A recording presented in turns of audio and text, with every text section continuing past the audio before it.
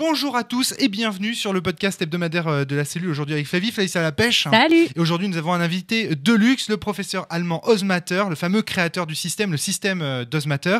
Monsieur Ozmatter, bonjour, guten Tag. Guten Tag. Bonjour. Puisque vous parlez allemand, on va devoir traduire vos propos. Alors qu'est-ce que vous conseilleriez aux rôlistes ? Ja, also bereitet so spät d'aussi durch loin Nacht und Wind, que je me sente concernée.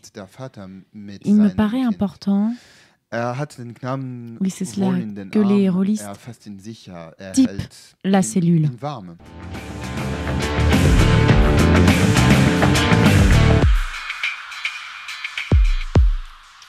Bonjour à tous et bienvenue sur le podcast hebdomadaire de la cellule. Aujourd'hui on fait une campagne de Cthulhu, une campagne incroyable qui s'appelle Adrien.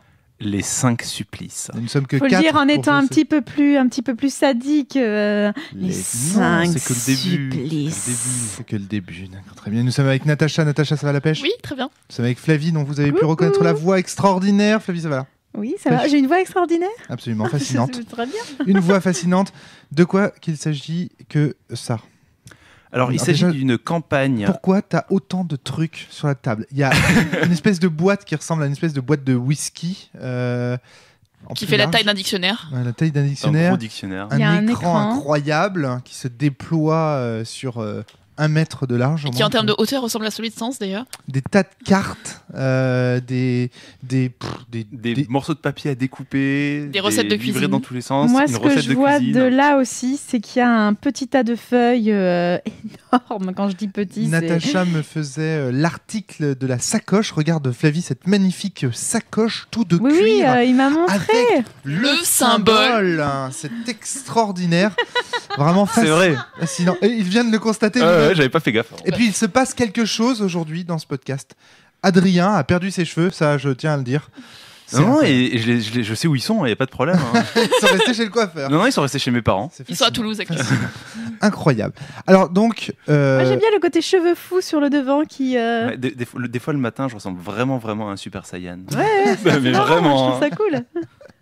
Je trouve que t'as la même Super Drien, quoi. Ouais, et mon ombre, des fois, fait l'ombre de Tintin. On va parler de l'ombre tout de suite, dans pas longtemps. Donc, une campagne de Cthulhu qui a bien commencé, hein, puisqu'on a déjà commencé à se prendre la tête pour les personnages tout à l'heure. C'est ça. Alors, à dire, donc c'est une campagne de Cthulhu V7 qui est écrite en français, enfin l'auteur est français. C'est pas une campagne traduite. D'accord. Et je crois que c'est la première pour Cthulhu V7, un truc comme ça. D'accord. Qu'est-ce que je peux en dire ? C'est issu d'un crowdfunding auquel je n'ai pas participé parce que l'histoire de comment j'ai récupéré cette sacoche est aussi une histoire de cultiste. Il paraît que c'est croustillant. Ouais. Tu vas nous raconter tout ça. Et donc voilà, donc c'est, je pense, on peut dire que c'est le summum du fluff de ce que peut faire une campagne de crowdfunding. Ah oui, là, de toute façon, tu nous aurais pas dit que c'était du crowdfunding, on s'en serait douté. Ouais, le nombre de trucs parce que là, il y a les livrets de la campagne, il y a une carte par PNJ, sachant que je dois en avoir dans les, je sais pas, 200. Quand on dit des PNJ, ça peut être le chauffeur de pouce-pouce. Ouais, c'est ça, ça peut être le mec que si jamais vous allez au port de cette ville où vous passerez juste 10 minutes, ben vous pourrez rencontrer le capitaine de tel navire et j'ai la carte. Enfin voilà, c'est un peu de ce niveau-là, quoi. Et là, justement, on a fait des scénars solo avant de commencer cette campagne. Là, on vient de les terminer. Et à chaque fois en fait, qu'Adrien introduit un personnage, il pose devant nous. Moi, j'ai pas vu de personnage, moi. Ah, c'est vraiment dommage parce que ça fait partie quand même de l'ambiance. Moi, je trouve ça apporte un vrai plus d'avoir le personnage avec son visage. Ça me fait penser à un truc que tu disais quand on avait fait de l'œil noir, le fait que quand tu poses en fait la figurine, on voit le personnage. Il y a un petit truc en plus qui se déclenche. C'est pas inintéressant. Ça permet d'avoir des images aussi qui sont plus directes et puis. Ouais. C'est compliqué, mais une campagne où il y a autant de personnages et surtout une campagne où ce qui est entre guillemets réaliste, je veux dire, c'est pas, on n'est pas dans les Chevaliers du Zodiac où t'as un mec avec une armure rose, un mec avec une armure bleue et tout ça. Là, c'est des gens qui sont habillés de façon random, ça va être des hommes, des femmes des années 30. Ben, pour différencier 2 hommes des années 30, quand on est au 20e personnage qu'on rencontre, ben, la photo, ça aide. On peut imaginer une scène, par exemple, dans laquelle le MJ déploie l'ensemble de ses cartes sur la table et nous dit, ben voilà, vous arrivez à une réception, tous ces hommes sont présents à la réception.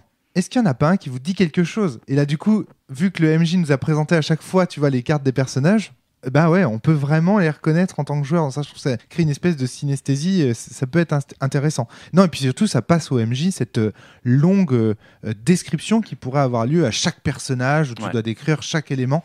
Là, au moins, hop, tac. Là, tout à l'heure, par exemple, on avait une espèce de scène d'action. Bon, bah, Adrien, en positionnant son personnage, me dit paf, ce chinois, en plus, c'était un japonais d'ailleurs. C'était un japonais. Ce japonais arrive devant vous. Il sort un couteau.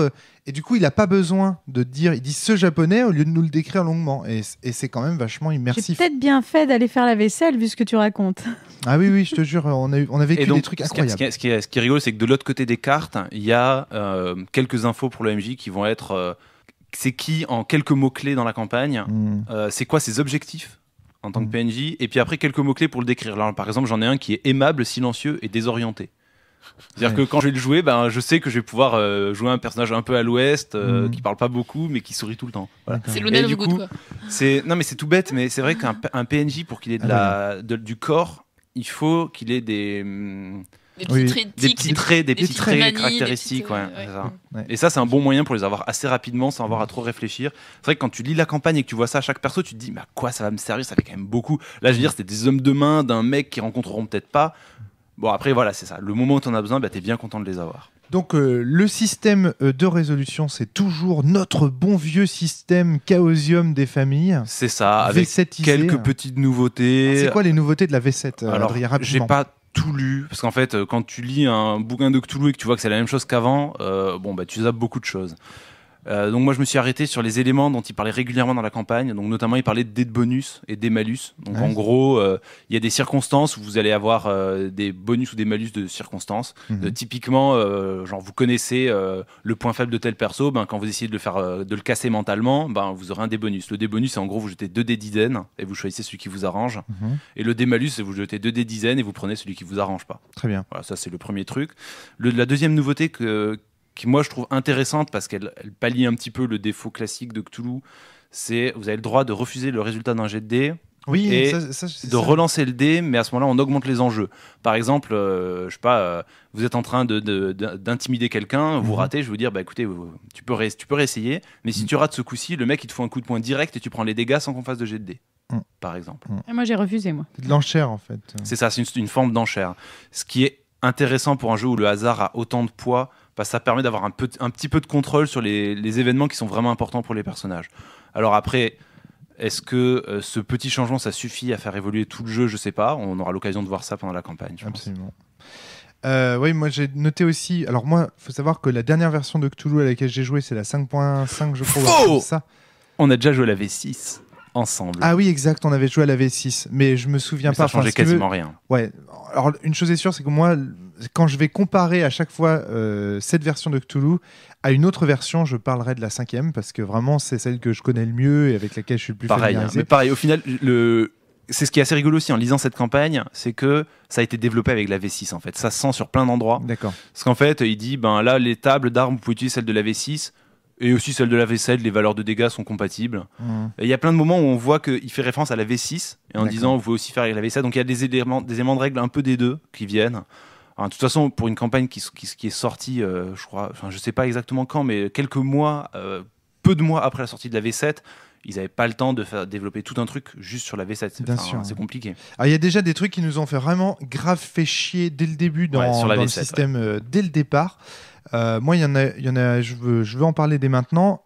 À la création du personnage, donc j'ai fait des jets de dés sur mes 5 premiers jets de dés qui, comme vous le savez, donnent lieu aux caractéristiques de pouvoir, de force, de dextérité, de constitution. J'ai fait en fait des jets qui étaient très déséquilibrés, c'est-à-dire j'ai fait 2 jets à 8, 2 jets à 16 et un jet à 11, et j'ai choisi de les garder. Et donc j'ai choisi de répartir ces points en prenant en considération le fait que mon personnage était assez vieux, assez âgé. Donc j'avais mis en fait mes points en constitution, en dextérité, mes points les plus faibles en force, en constitution, en dextérité, et en apparence et en pouvoir, j'avais mis le max. En me disant, je vais jouer un vieil avocat qui est beau sur lui, etc. Et là, direct, en fait, Adrien me demande mon âge et il me dit Bah oui, donc tu as plus de 40 ans, donc tu vas... Pas direct, justement. Après qu'on ait fait la fiche de perso. Voilà. Justement, c'est ça qui est un peu embêtant.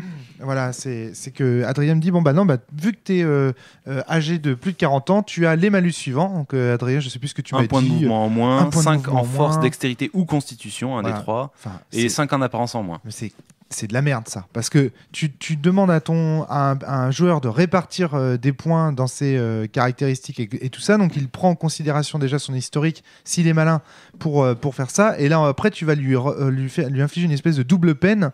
C'est complètement débile. Ça c'est un vestige qu'on retrouve dans d'autres éléments des règles de Cthulhu et de beaucoup de jeux tradis. C'est en fait vouloir mettre ce que les releases tradis appellent du simulationnisme dans le sens pas GNS, c'est-à-dire simuler au plus proche la réalité, c'est-à-dire se dire oui, si t'es vieux, t'es un peu moins fort, un peu moins machin, ah oui, si tu prends un empoisonnement, on va faire une règle spécifique pour régler comment tu te prends les dégâts, si tu te nourris pas pendant X jours, comment le règle. Et en fait ils mettent plein de règles pour plein de situations qui arrivent trop ponctuellement ou qui sont trop secondaires dans le jeu.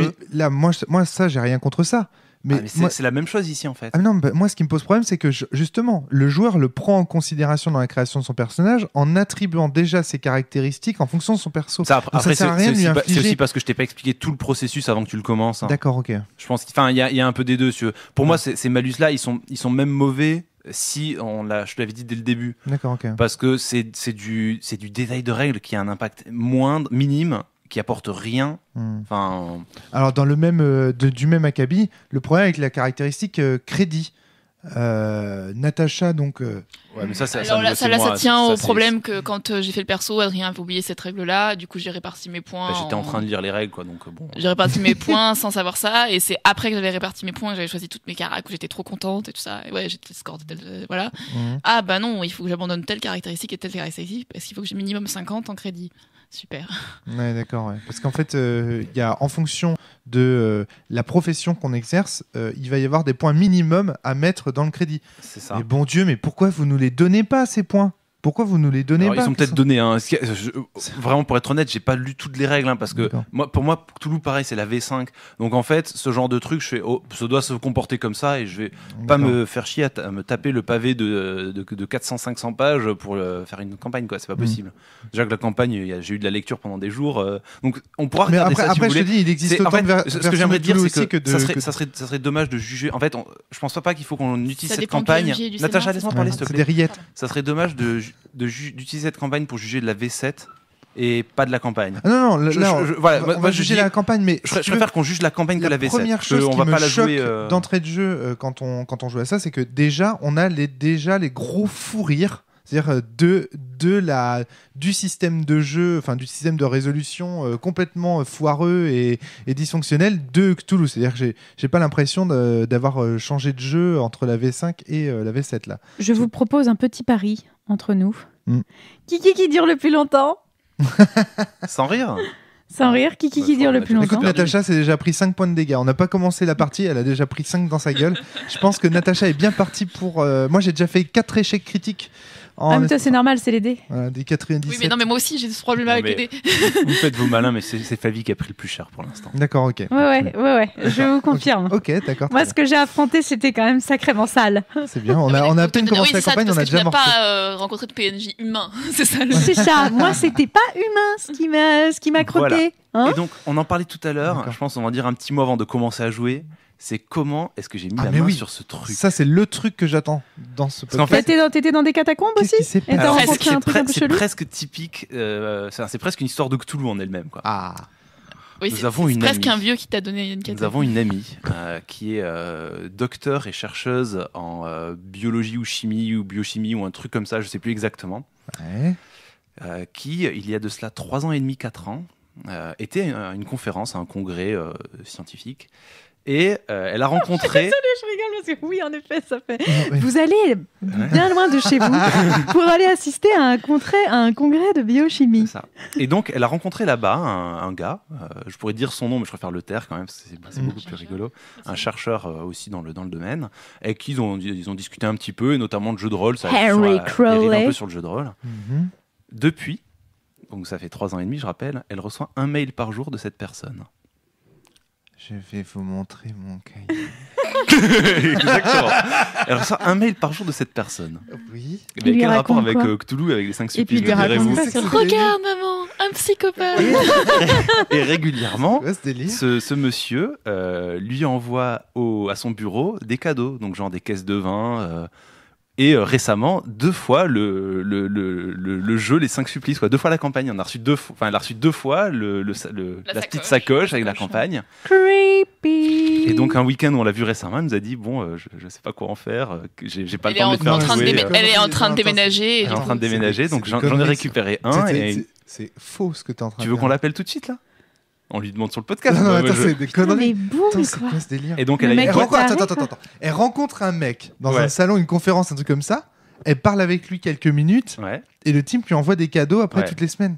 Après, c'est quand même une jolie nana, si tu veux. Donc le mec, il a dû tomber amoureux. Enfin, je sais pas. Et pourquoi il lui envoie les 5 supplices en 2 fois? Parce qu'il a oublié, il envoie un cadeau régulièrement, à un moment il oublie les petits cadeaux qu'il lui fait. Parce qu'il sait qu'elle fait du jeu de rôle, ils ont discuté de jeu de rôle à cette conférence il y a 3 ans et demi. Depuis, elle a dû lire genre son premier mail, et puis quand elle a vu le deuxième le jour d'après, elle a créé je crois un filtre dédié pour tout mettre dans un coin, et voilà, on lui a conseillé de déposer une main courante, hein. Je sais pas si elle l'a fait. Moi je pense que c'est une très bonne idée, je sais pas si elle l'a fait, il faudra qu'on lui en reparle parce que... Et c'est surtout le mec, il lui envoie à son boulot. C'est-à-dire que là, en fait, on teste une campagne un petit peu maudite. Enfin, je sais pas. Spécial. Qu'est-ce qui va se passer je sais pas. Au terme de cette. Attends, il lui envoie à son boulot, pas chez elle. À son boulot. Et quand elle rentre tard le soir, elle a pas les boules quand elle descend à sa voiture. Putain. Et est-ce que le MJ lui a montré la tête de Attends, 3 ans et demi sans avoir eu aucune réponse. Exactement. Et le mec continue à lui envoyer des trucs. On appelle ça. Je sais pas comment on appelle ça, mais du harcèlement sans doute. Du harcèlement, ouais, ça s'appelle du harcèlement. Eh mec, sors de chez toi, tu vas rencontrer une autre nana dans un bar. Et alors très rigolo, on pourra s'amuser ça tout à l'heure. Mais est-ce que c'est un rôliste? J'ai un ami qui a googlé son nom et son prénom, et il paraît qu'il a un blog qui est complètement perché aussi. Mais ça sera entre nous parce que... Attends. Son prénom c'est tout ce que je vais dire. Voilà, si vous connaissez des... méfiez-vous.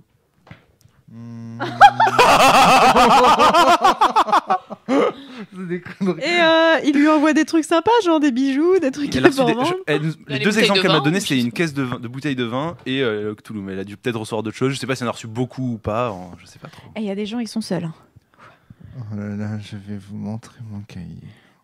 Bon, et ben en tout cas, on va se faire la campagne de Cthulhu maudite. On va voir. Pas tout d'un coup, mais on va faire un petit peu. On te remercie, merci. Tu prévois combien de séances Je pense que par bouquin, il faut 2 parties, grosso modo. Et il y a 6 bouquins, mais le premier, c'est vraiment juste la présentation de la campagne. En gros, là, par exemple, juste les scénars solo qu'on a fait, c'est le premier bouquin. Voilà. Donc là, on commence le deuxième. Normalement, je pense en 2 parties, on le finit. Et donc, au total, une dizaine de parties à la louche. Après... il y a beaucoup de pistes sur à quel moment mettre d'autres éléments, à quel moment meubler, à quel moment raccorder ça à d'autres campagnes éventuellement. Ça va être vraiment intéressant parce que moi j'ai fait beaucoup de campagnes de Cthulhu. J'adore. Donc je vais pouvoir justement essayer de juger aussi en fonction des autres dans la continuité. Et moi en revanche, j'ai jamais joué une seule campagne de Cthulhu officielle. J'ai beaucoup joué à Cthulhu jamais, sur des scénars de moi. J'ai jamais fait de campagne non plus. Je suis toujours morte à la fin. Ah ouais, ok. J'ai toujours fait des one-shots moi. C'est tellement bien. Alors moi dans les points que je vais aborder un petit peu juste avant qu'on commence, il y a un des reproches que je ferai à la campagne, c'est qu'il y a peu de conseils du MJ sur quoi dire aux joueurs en commençant la partie. Et vraiment dire, pas comment se passe, parce qu'il y a des conseils sur comment se passe normalement cette campagne. D'accord. Mais ils disent pas comment en parler aux joueurs. Et moi je vais vous en parler. C'est une campagne qui est très dirigiste. Parce que forcément, enfin c'est pas forcé si tu veux, mais elle est très dirigiste, donc. Je vais vous demander d'être participationniste, c'est-à-dire un vieux agoniste dans un coin, vous allez le voir.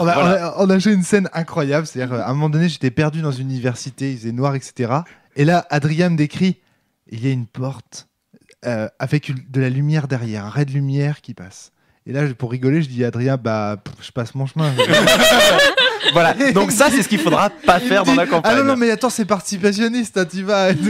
Mais oui, je disais ça pour rigoler. Et le premier truc que tu m'as dit quand on a commencé à jouer, c'est je te préviens, c'est très dirigiste parce qu'évidemment, je démarre dans des catacombes et je me pète la gueule dans un trou, quoi. Et c'est là, mais j'ai réussi mon jet. Ouais, mais non, tu te pètes la gueule, mais tu te fais pas mal. Ah, merci, donc fallait que j'aille dans le trou. Ouais, faut que t'ailles dans le trou. D'accord, je vais dans le trou. En tout cas, on s'apprête à bien rigoler. Et donc voilà, donc le deuxième point que je vais dire, parce que je pense que c'est important que vous approchiez la campagne avec le bon regard, c'est que ce que dit l'auteur, c'est que c'est une campagne qui est peu meurtrière. Donc, a priori, vous allez jouer les mêmes personnages jusqu'à la fin. D'accord. A priori, Natacha. Mais voilà. peut-être donc, non, mais c'est important parce que du coup, c'est mal parti. Hein. Ça vous pousse pas à jouer trop prudemment en fait. D'accord. Ouais. Soyez un petit peu aventurier, un petit peu curieux, un petit peu. En gros, s'il y a une porte qui mène à la cave, on prend la porte qui mène à la cave.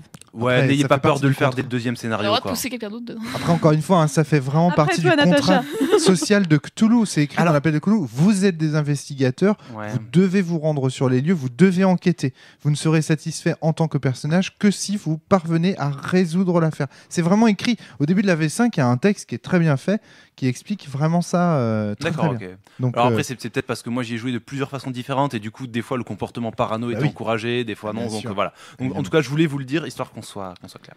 Très bien. C'est parti. On y va. Ça roule. Ta-ta-da-ta.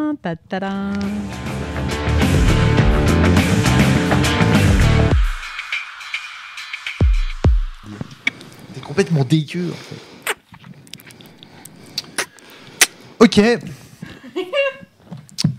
Fin de la partie. En fait, on a terminé hier. J'arrête de bluffer. Voilà. On a fini hier. On a dormi entre-temps. Les 3 premières. J'allais dire épreuves.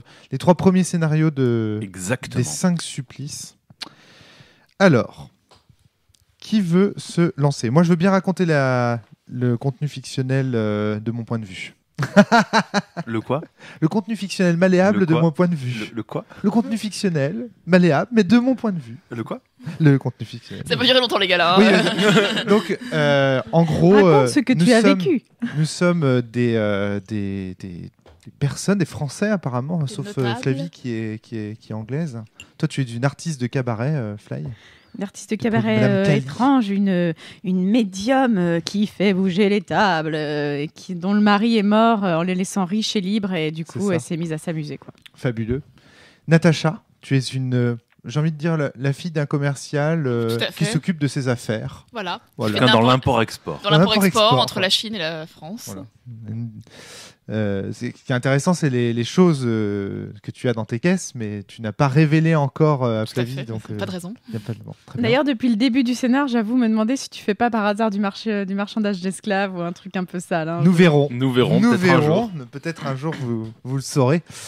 En tout cas, voilà, c'est un commerce un petit peu particulier. Et nous sommes invités au Théâtre des Ombres. Moi, je suis un avocat assez standard, un espèce d'Hercule Poirot avocat, si vous voulez, pour faire simple. Puis on est invité au Théâtre des Ombres, un petit spectacle donné par un artiste chinois à Paris, dans le quartier chinois. Dans le quartier chinois, derrière la gare de Lyon et compagnie. Il me semble, hein, non ? Je crois que c'est par là, ouais. Il se passe... donc, ce que j'aime beaucoup déjà dans cette introduction, c'est que le théâtre chinois... Donc, c'est un début immédiat, c'est-à-dire que Adrien nous conte le récit que l'on entend au théâtre. Sans que vous sachiez encore que vous êtes au théâtre. Sans qu'on sache exactement qu'on est au théâtre. Et donc ça donne une espèce d'introduction très bizarre. On a l'impression que c'est le début d'un espèce de Conan. Vous savez, comme dans le début de Conan où il y a ce conteur qui nous raconte les temps premier temps du monde. Le chaos régnait. Voilà. Et à la fin du speech d'Adrien, il nous dit en fait, ça, c'était une représentation théâtrale à laquelle vous venez d'assister. En fait, cette représentation théâtrale nous parle déjà de rançonneurs de droits divins. Et pendant l'intégralité du scénar, dès que vous disiez rançonneur de droit divin, je pensais rançonneur des lilas, et à chaque fois, du coup, j'avais juste envie de me marrer. C'est le poinçonneur des ouais, des je sais. Je pensais au moissonneur de comment ça s'appelle de Mass Effect. De Mass Effect, tout à fait. Auquel je n'ai jamais joué, mais juste j'en ai entendu parler. Je comprends. Et donc, on sent que cette pièce de théâtre, ce jeu, c'est un jeu d'ombre en fait. C'est un théâtre d'ombre. C'est des petites figurines en cuir ou en bois ou en carton qui sont animées derrière un écran de papier translucide et qui fait du coup des jeux d'ombre avec une voix qui joue en fond, de la musique. Et on sent qu'indirectement, cette histoire que tu es en train de nous raconter à travers ce théâtre d'ombre, en fait, ça va être l'histoire des du mythe en fait qui va être derrière toute notre campagne. Alors ça, j'ai trouvé ça fabuleux. Je sais pas si est-ce que vous voulez faire un premier tour de table pour décrire. Je trouve que c'est un ressort de cinéma qui marche bien pour le coup dans le cinéma, dans le jeu de rôle traditionnel. Où tu démarres avec une sorte de cinématique qui finalement s'intègre dans l'histoire que les PJ vont démarrer. Et oui, ça marche bien, parce que ça te met dans l'ambiance. Et puis du coup, tous ces mots qui ont été utilisés, tu vas les rechercher ensuite pendant le scénario. Il y a un côté méta que moi aussi j'aime beaucoup, je trouve intéressant. Puis il y a le rideau qui se lève, c'est le début de l'aventure, quoi, pour nous aussi. Ouais, on entre en scène, nous, quoi. C'est ça. Ça me fait penser, tu sais, à ce que tu racontais au sujet de ce film d'action décrit par le fossoyeur de film, le truc de qui commence dans une salle de cinéma. À la Maison Blanche. Oui, c'est ça. Le truc à la Maison Blanche. Pas à la Maison Blanche, mais un truc comme ça, où le film, en fait, le film démarre normalement. Et je vous conseille parce que c'est un très bon film d'action qui, au niveau de la réalisation, est très bien fait. Ouais, moi, je dirais pas ça. Mais en fait, le moment où on voit les méchants, pour la première fois, ils sont présentés dans le cinéma. Et on sait qu'ils sont en train, devant je sais plus quel film. Et le fait de voir les méchants là, dans le cinéma, où c'est pas caché que ce sont les méchants, on sait que l'histoire va démarrer et va reprendre en fait tous les codes de l'action pour soit les utiliser, soit les casser. C'est ça, c'est une sorte de mise en abîme, quoi. Et la fin, en fait, se termine, le dernier gros boss, gros mini-boss, se termine justement dans cette salle de cinéma où il y a encore un film qui passe derrière. La boucle est bouclée. Où, du coup, on sait que du coup, l'histoire va s'arrêter plus ou moins là, ou en tout cas, l'histoire avec ces méchants-là. Et c'est un petit peu la même chose, effectivement, avec ce début de campagne. C'est-à-dire que, comme l'a dit très très bien Natacha, on commence au théâtre et on va être nous-mêmes les acteurs d'une pièce de théâtre. Et en fait, ce qui est intéressant, c'est que cette première scène, elle trahit aussi un peu, à mon avis, à mon sens, le défaut des quelques premiers scénars qu'on a joués. C'est-à-dire que, comme on est spectateur du théâtre d'ombre au début dans cette première scène, eh bien, j'ai trouvé qu'au cours de ces 3 premiers scénarios, on est aussi beaucoup spectateur en tant que personnage et en tant que joueur, bien sûr, puisque on voit l'histoire se dérouler sous nos yeux. Mon ressenti, c'est que c'est très vrai pour le premier et le dernier, enfin pour le premier et le troisième, mais que dans le deuxième, vous avez quand même été beaucoup plus libre. Le deuxième, c'est celui sur les quais de la gare. Ouais, c'est ça. Ouais. On a été libre dans le choix d'exposition des scènes. C'est-à-dire que c'était du contenu fictionnel organisable. C'est-à-dire qu'on a été voir... Alors, dans le troisième, oui. Dans le deuxième, on reviendra peut-être plus en détail, mais dans le deuxième, il y a vraiment beaucoup plus de choses que vous pouvez ou non faire. D'accord. Enfin, vous n'êtes pas obligé de passer partout, vous n'êtes pas obligé de parler à tout le monde. Vous pouvez avoir des infos que vous n'avez pas eues. Vous pouvez faire des actions que vous avez tenté de faire, que vous avez ratées. Enfin, il y a plein d'éléments. Rappelons que quand même, dans le deuxième scénario, on visite un musée et qu'il y a quand même toute une scène dans laquelle on ne fait que suivre un guide qui nous présente des objets d'art. Oui.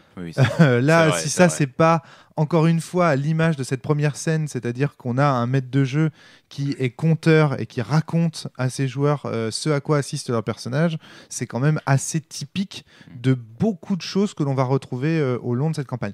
Après, je ne juge pas. Est-ce que c'est plaisant ou est-ce que c'est pas plaisant ? Ça, c'est une autre question, parce qu'il y a des histoires auxquelles on peut aimer assister. Et moi, par exemple, avec cette campagne, ça a été un peu le cas. Il y a beaucoup de passages, et notamment ce passage au musée. Moi, j'ai beaucoup aimé le moment où on nous montre ces pièces d'œuvres d'art. Et j'expliquerai pourquoi peut-être après. Flavie ?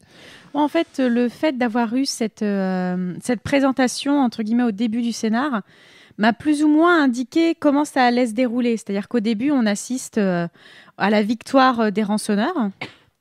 Et moi, comme je l'ai compris, du coup, je m'attendais à vivre une sorte d'intro comme ça. Et le moment où les gens décident de se rebeller et tout, je l'ai pris un peu comme le fait que à un moment, les PJ vont arriver et vont combattre les rançonneurs. Et du coup, moi, j'attends ce moment où nous, on va combattre les rançonneurs.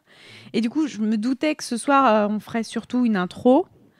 Et que du coup, ensuite, ça allait être le réveil des gens qui vont combattre cette menace et avec plus ou moins de... Du coup, toi, entre guillemets, t'en as eu pour ton argent. C'est-à-dire tu t'attendais à une introduction, t'as eu une introduction. D'autant que Adrien avait été assez clair sur le contrat social, à savoir qu'on allait faire un toboggan participationniste.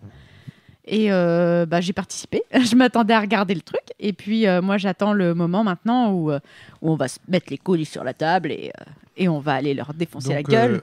on rappelle, le participationniste, c'est le fait que dans un scénario de jeu de rôle, le meneur de jeu, en gros, sache précisément les événements qui vont se dérouler pendant la partie. Et que les joueurs sont juste amenés à... Et surtout, les joueurs savent qu'il faut suivre le scénar, en fait. Voilà, c'est ça. C'est pas de l'illusionnisme où le MJ fait comme si tous les choix des joueurs étaient vraiment libres et que ça évoluait toujours dans le bon sens.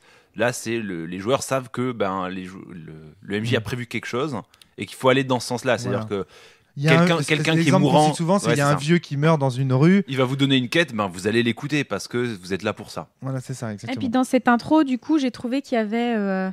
On en parlait hier sur les pistolets de Tchekhov. C'est le moment où en fait on nous pose les pistolets de Tchekhov qu'on va pouvoir utiliser ou pas pour résoudre l'histoire.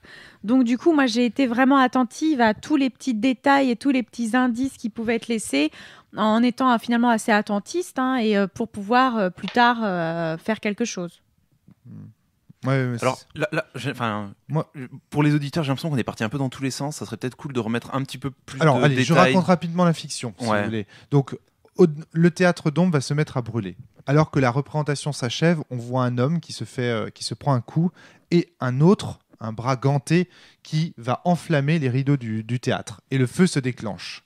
On se retrouve dans une situation de fuite, de runaway, dans laquelle on va fuir en sauvant au préalable cette personne qui s'est pris le coup de poing, qui est un Chinois qui s'appelle Ryu Ru, on va voir, qui est un personnage assez important dans la suite des autres scénars, qui va nous conduire à travers les méandres du théâtre jusqu'à une issue possible. Le problème, c'est qu'il s'est trompé de route et qu'il nous ouvre sur une autre porte qui mène à un escalier qui descend dans les ténèbres et dans lequel on découvre une femme entourée de 5 suppliciés, chacun subissant une torture assez immonde. Donc ces 5 personnages semblent former un pentacle autour de la jeune femme.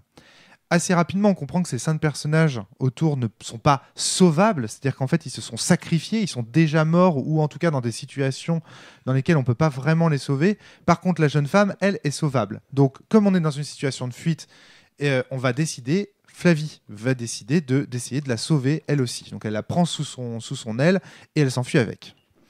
Avec l'aide de Ryulu, parce que moi, j'ai raté mes jets pour la sauver. Donc, du coup, je me suis fait mal.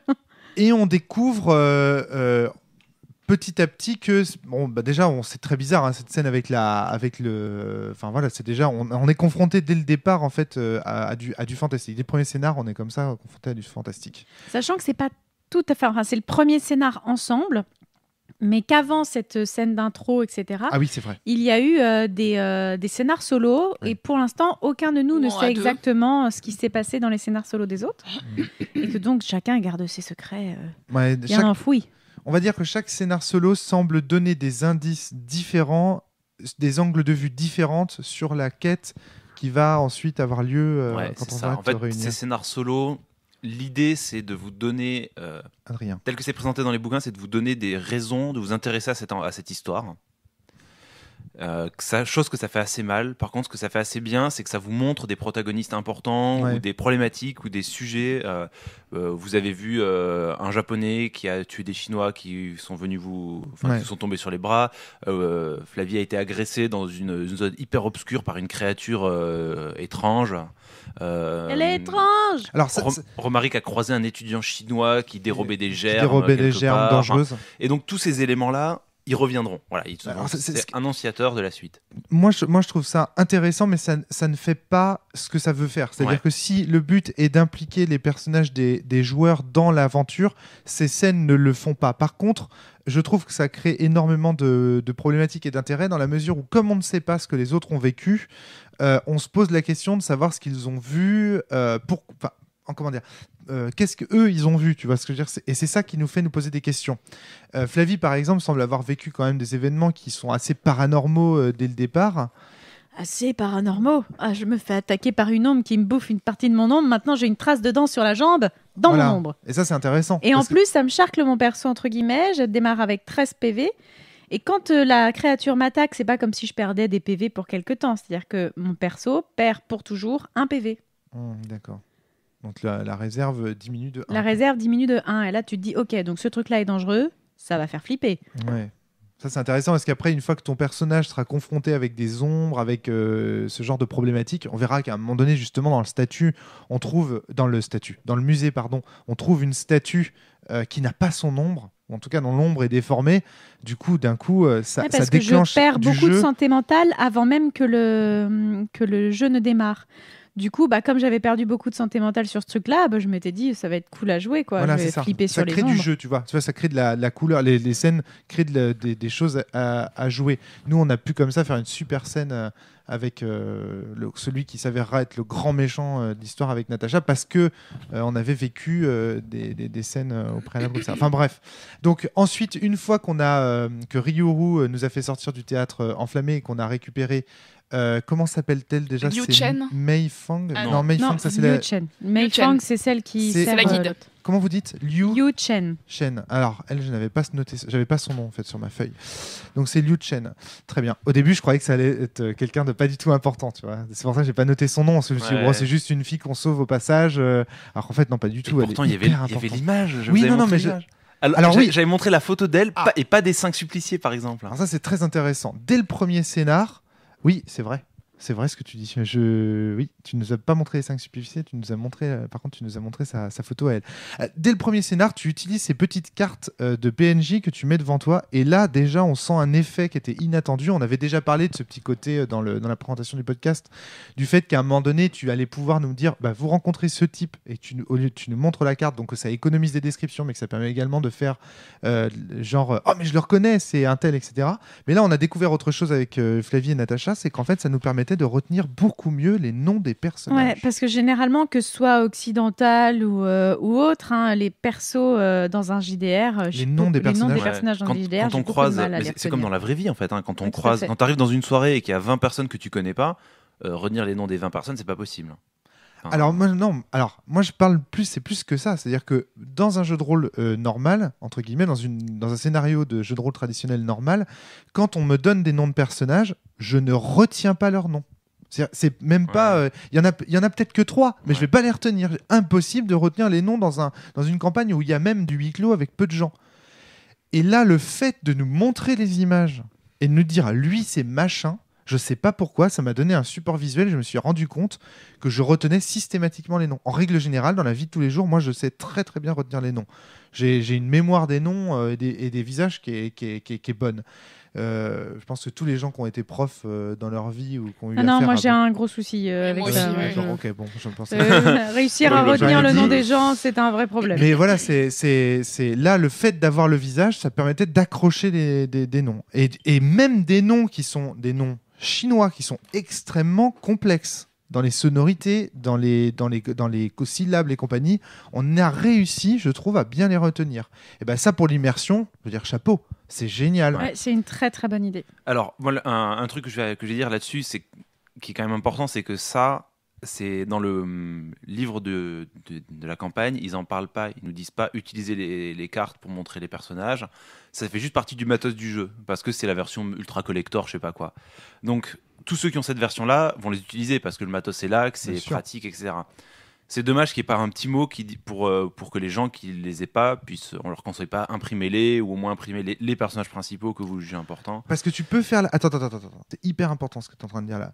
La campagne qu'on a faite là, tu peux l'obtenir, tu peux l'acheter sans les cartes? Oui, tu peux acheter que les livrets de campagne. Ah non, mais c'est un scandale. Alors là, voilà. Là, on arrive dans ce que je déteste dans le crowdfunding. C'est-à-dire, là, en fait, qu'est-ce qu'on est en train de juger au final? La campagne des 5 supplices ou alors la version collector des 5 supplices et compagnie? Parce que là, franchement, si tu as les photos ou si tu n'as pas les photos, ton ressenti sur la campagne sera complètement différent. Moi, par exemple, cette campagne sans les photos, pour moi, c'est une campagne de Cthulhu quelconque. Les photos rajoutent... Ouais, mais je suis tout à fait d'accord. C'est pour ça que je dis ça. Enfin, c'est là, c'est pas si du vous voulez détail, faire quoi. jouer cette campagne et si vous voulez faire jouer une campagne avec le même type de personnage, je vous invite vraiment à trouver ces photos, quoi. Parce que... Honnêtement, pour trouver une analogie qui parle, c'est comme si tu me proposais de regarder un film sans le son, quoi. J'ai pas vérifié si sur le site de l'éditeur les photos étaient trouvables en PDF pour pouvoir vous les imprimer chez vous. Je pense que oui. À mon avis, ça doit être le cas. Faites-le si vous pouvez. Sinon, vous passez à côté d'énormément de choses. Après, pardon. Moi, j'ai connu des MJ qui, pour d'autres jeux, trouvaient des photos de séries ou de choses comme ça et les appliquaient à leur PNJ et ça marche bien aussi. En fait, le truc, c'est que c'est pas la même chose quand c'est une technique de MJ et quand c'est un conseil de jeu. Du coup, là, ça c'est juste pour dire que si jamais elles sont pas récupérables en plus sur le site, il y a toujours cette technique-là. Et puis moi, je trouvais que ça justifiait bien l'écran qui est assez large. Moi, quand j'ai vu l'écran au début, je me suis marrée en disant l'écran de 1 mètre. Ça...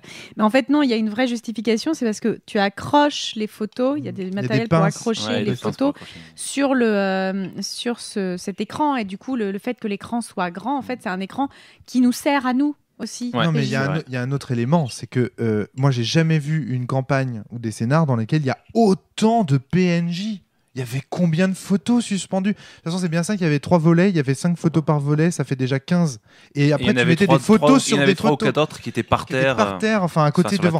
Alors, je veux dire, moi, je veux bien, mais enfin, sans les photos, si t'as pas les photos, pour retenir ces personnages-là, pour retenir ces noms, mais t'en retiens pas la moitié. Ah, moi, du coup, j'ai une question pour toi, Adrien. Ensuite, un truc que j'ai trouvé cool que t'as fait.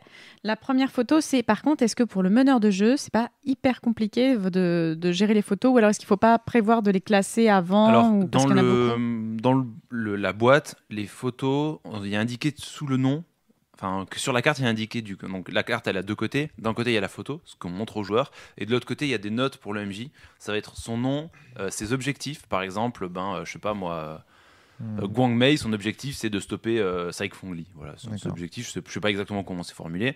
Et ensuite il va y avoir des traits de caractère, par exemple il est calme, sage et un peu bourru. Et puis en dessous va y avoir livre 2, livre 3 ou livre 4. Et ça va être à partir de quel livre il apparaît. Donc déjà j'ai pu trier en disant tous les personnages livre 2 c'est ceux qu'on va utiliser pendant ces 3 scénarios là. Donc je sais que je vais les avoir sous la main. Alors après il y en a quand même pas mal. Mais ça se fait. Là où ça va devenir problématique, je pense, c'est pour les parties suivantes. Quand certains personnages du livre 2 seront toujours là au livre 4. Oui, mais nous, on sera là pour t'aider à ce moment-là parce qu'on s'en souviendra. Non, bien sûr, mais il faudra que je les trouve dans le paquet de cartes. Les photos sont vraiment très réussies, c'est-à-dire que les personnages ils ont des gueules, ils sont habillés d'une manière spécifique. Des attitudes différentes. Ah ouais. J'ai trouvé, notamment le grand méchant et son gardien sont super classe. Enfin, tout est là. Enfin, là, il y a un vrai travail. Moi, je suis fasciné. Esthétiquement, c'est très très beau. Mais tu vois, et ça te met dans l'ambiance. Il y a vraiment un truc qui te met dans le côté 1930. Enfin, moi, je trouvais que c'était un vrai plus pour l'immersion. Même au niveau des vêtements, complètement. Même au niveau des vêtements. Oui, tout à fait. Donc, dans le deuxième scénario, on est invité à participer à l'inauguration de la gare de l'Est. Et au cours de cette inauguration, donc on sait que de la gare de l'Est partira un train qui traversera la Sibérie, le fameux transsibérien, qui doit arriver en principe jusqu'à Vladivostok et la Mandchourie et compagnie. Exactement. C'est ça. Donc, on sait que évidemment cette ligne, elle est là pour faire une transition ou en tout cas un échange entre la Mandchourie et la France. Nous sommes des Français, on voit que tous les scénars solo, tout tourne autour de la Mandchourie, de Chinois qui s'affrontent au Japon. On sait aussi que 1931, c'est une date clé dans l'histoire de ces deux pays, puisque c'est l'histoire de l'invasion du Japon. Enfin, il va y avoir une guerre. Ça n'a pas encore eu lieu. Ça n'a pas encore eu lieu, mais voilà, on joue en tout cas dans une époque qui est un peu intéressante de ce point de vue-là. À l'époque, d'un point de vue historique, vous en avez entendu parler, vous n'avez pas trop creusé les aspects politiques, mais en Mandchourie, les lignes de train sont sous tutelle japonaise. Oui, tu nous en as parlé. Ouais, j'en ai parlé, mais c'est tout. Donc, en tout cas, il y a des enjeux politiques aussi intercontinentaux qui sont assez intéressants. Et au cours de ce deuxième scénar, c'est un peu ce qu'on apprend. C'est-à-dire qu'il y a des Américains, des Anglais, des entrepreneurs qui sont là pour essayer de récupérer des parts de marché et faire du négoce avec la Mandchourie. Et parmi eux, il y a l'anglais, il me semble. Will Burns, c'est l'anglais ou c'est l'anglais? Will Burns, c'est l'anglais. Qui a décidé d'entreprendre des négociations avec Saik Fong Li, qui est donc le délégataire, enfin celui qui représente la Mandchourie en l'occurrence. Le conseiller du seigneur de guerre Zhang Ziyang. Exactement. Pour ce faire, dans un scénario solo, il avait lâchement racketté mon personnage d'un objet qu'elle venait d'acheter aux ventes aux enchères. Ouais. Et donc qu'il avait récupéré pour Will Burns avait fait ça. Il avait voulu te racketter. Parce qu'en fait, Will Burns. Il avait voulu, il l'avait fait. Will Burns, je pense qu'il a compris que Saik Fong Li, son ambition n'était pas mercantile. Son but il n'a pas d'intérêt économique. Il a des intérêts spirituels. Et lui, ce qu'il recherche, ce sont des artefacts qui sont liés à cette fameuse légende du messager des tourments, dont on nous en parlait au Théâtre d'Ombre la veille. Et il a compris que pour séduire Sai Feng Li, et donc pour favoriser l'Angleterre dans les négociations avec la Mandchourie, il fallait lui offrir sur un plateau les artefacts sacrés qu'il recherche. Or, ces artefacts sacrés, pour le moment, ils appartiennent à un collectionneur français, enfin en tout cas qui est domicilié à Paris, qui s'appelle Monsieur Lonsdale. Et nous, en tant que joueurs, on est juste visiteurs de l'exposition de Lonsdale et de l'ouverture de l'inauguration de la gare de l'Est. D'ailleurs, cette scène, en fait, c'est ça qui est le plus important. Enfin, la création des personnages doit forcément vous permettre d'être présent sur place. C'est de la scène c'est le nœud. C'est le point. Gordien. En fait, il faut absolument que les personnages des joueurs puissent être invités là. Donc, en gros, c'est pour ça que dans les conseils sur quels sont les personnages qui seront appropriés, c'est des gens qui sont intéressés par la culture chinoise, des gens qui sont bourgeois ou riches ou très riches, parce que il faut, pour être invité là, il faut pouvoir dire soit je suis journaliste, soit j'ai des actions dans ces entreprises-là, donc dès qu'on a un peu de capital, voilà. Ou alors être quelqu'un du milieu culturel. Et du coup, on a des raisons d'être invité là. C'est le point central, on va dire. C'est là que pour moi le bas blesse, c'est-à-dire que c'est pas parce que tu veux être à une exposition. Non, c'est pas parce que tu peux être à une exposition. C'est pas parce que tu peux être à une inauguration de la gare de l'Est et à une exposition d'art chinois que par ailleurs tu vas accepter de travailler pour les sociétés secrètes chinoises, les services secrets français. Là, je te dis en miettes. C'est-à-dire qu'on est contacté par les services, par le ministère. C'est les limites du participationnisme. C'est les limites du participationnisme. C'est-à-dire qu'en fait, à partir du moment où tu es un PJ, t'es pas seulement monsieur l'avocat que t'avais défini, mais t'es aussi un aventurier, et c'est-à-dire tu vas sauter sur le moindre truc qu'on va te demander, on va te donner une quête et tu vas accepter la moindre quête. Voilà. Bon. C'est les défauts du participationnisme, c'est que d'un point de vue cohérence et logique, il faut forger pour forcer la cohérence. Moi, mon problème avec ça, c'est que si tu ne donnes pas de motivation au personnage, sans parler de rentrer dans du grand simulationnisme, sans parler de grande cohérence, moi je m'en fous. Dans un scénar de Cthulhu, j'accepte, parce que ça fait partie du contrat, d'être un investigateur du mythe, de descendre à la cave, bien même si c'est dangereux, ça me dérange pas. Ce qui me dérange, c'est qu'à partir du moment où on n'a pas vraiment d'accroche avec les protagonistes principaux de l'histoire, eh bien, c'est plus du participationnisme, c'est de l'assistationnisme. C'est-à-dire qu'on n'est même plus en train de participer. On ne participe même plus, on assiste d'une part, et d'autre part, on a, à part j'avance, à part je clique ici, à part je vais voir cette personne ou je vais voir celle-ci, on n'a pas trop de c'est intéressant ce que tu dis sur cliquer, parce que c'est quelque chose que tu as beaucoup cité hier. Oui, moi j'avais eu la sensation de jouer à un point and click. Donc en gros, j'ai passé ma soirée à faire des actions du type, alors bien sûr je le disais pas comme ça, mais utiliser torche sur ombre, ou utiliser Teitran sur sbire. Teitran, c'est un mot qu'on a entendu et qu'on a essayé du coup j'ai essayé de donner à tous les PNJ qui étaient susceptibles de pouvoir répondre à ça, jusqu'à ce que ça marche. Oh tiens, lui il connaît. Parce que dans notre scénar solo avec Natacha, on rencontre donc un ressortissant chinois qui a l'air d'être extrêmement blessé et qui va mourir dans nos bras. En fait, on est au mauvais endroit, au mauvais moment. Encore une fois, il meurt dans nos bras et avant de mourir, il prononce ce mot. Il nous dit Teitran. Après, il y a un japonais qui nous agresse et qui nous demande, il vous a dit quoi ? Nous, bêtement, on lui dit Teitran. On lui répond en fait, un peu bêtement, on ne sait pas trop les enjeux de cette question. Donc voilà, et d'autant plus que ce japonais vient de nous sauver la vie. Oui. Parce que ce ressortissant chinois était poursuivi lui-même par des agresseurs qui avaient l'air d'être plutôt remontés. En ce qui sous-entendrait qu'il y ait 3 puissances dans le scénario. Il ne faut pas l'oublier. Oui. C'est très important, notez-le ça. Ouais, je ne crois pas que vous en ayez pensé hier. Si. Moi, je ne cesse d'avoir ça en tête. C'est d'ailleurs pour ça qu'à un moment donné, je voulais je voulais aider Sai Feng Li. Parce que pour moi, c'était pas forcément le méchant. On nous le présente, depuis le départ, on nous le présente comme le grand méchant, mais j'en suis pas certain en fait. D'accord. Mais on aura l'occasion peut-être d'en rediscuter plus tard. Bref, tout ça pour dire que du coup, Teitran, c'était un peu notre seul mot d'attache. Tu vois, avec les... Donc du coup, on a essayé... dès que je croisais un PNJ... Teitran, non, oui, ça marche, non. Alors, une fois, on a failli se faire boxer, une fois, on a failli se faire trancher. Bah oui, mais du coup, là, ça a déclenché une réaction. Ah oui, ça a déclenché des réactions. Si ça se trouve, Teitran, ça veut dire fils de pute. Donc à chaque fois... Ta grand-mère est un gros hippopotame. Tu te retournes vers Sai Feng Li, tu dis... fils de pute. Fils de pute, non. Mais non, parce que...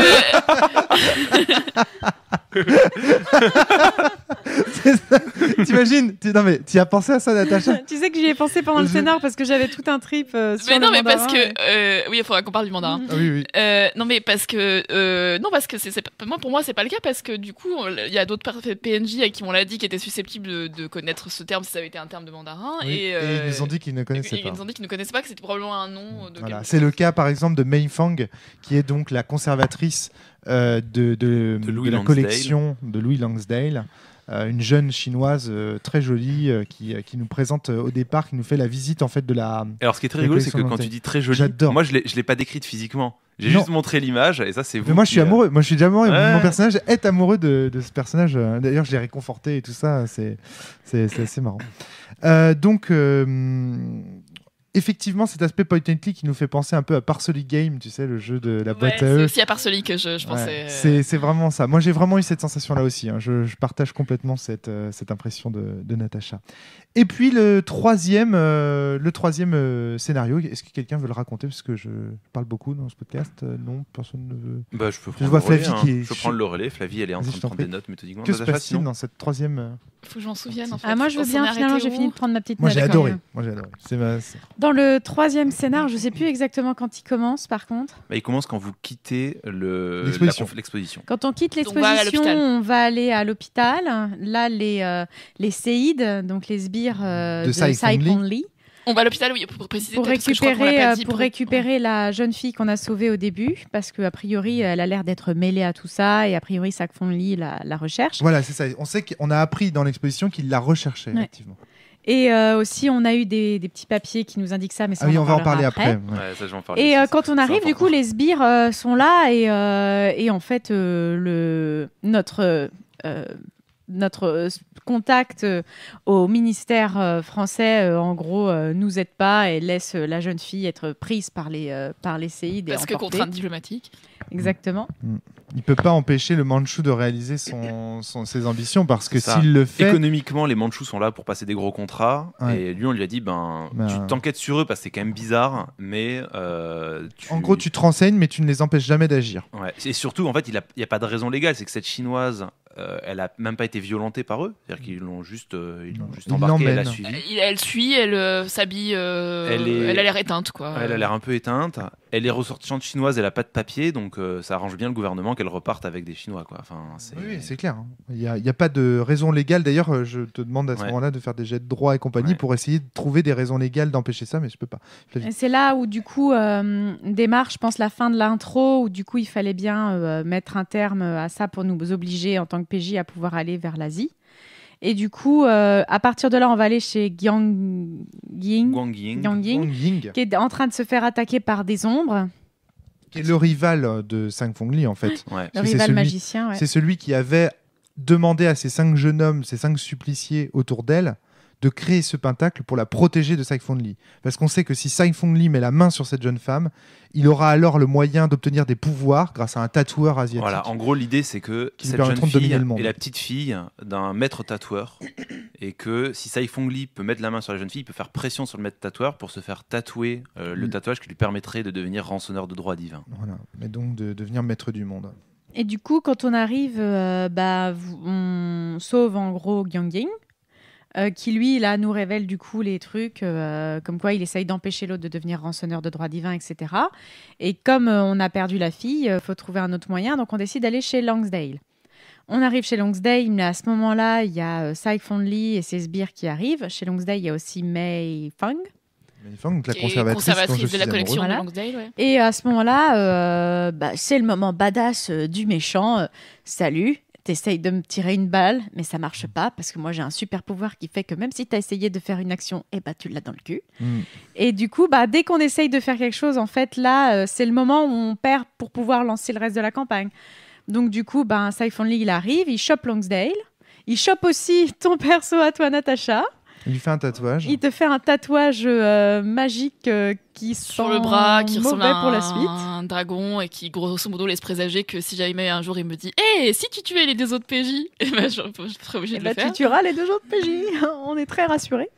Et pendant que du coup ça arrive, Rom il reste avec Mei Fang.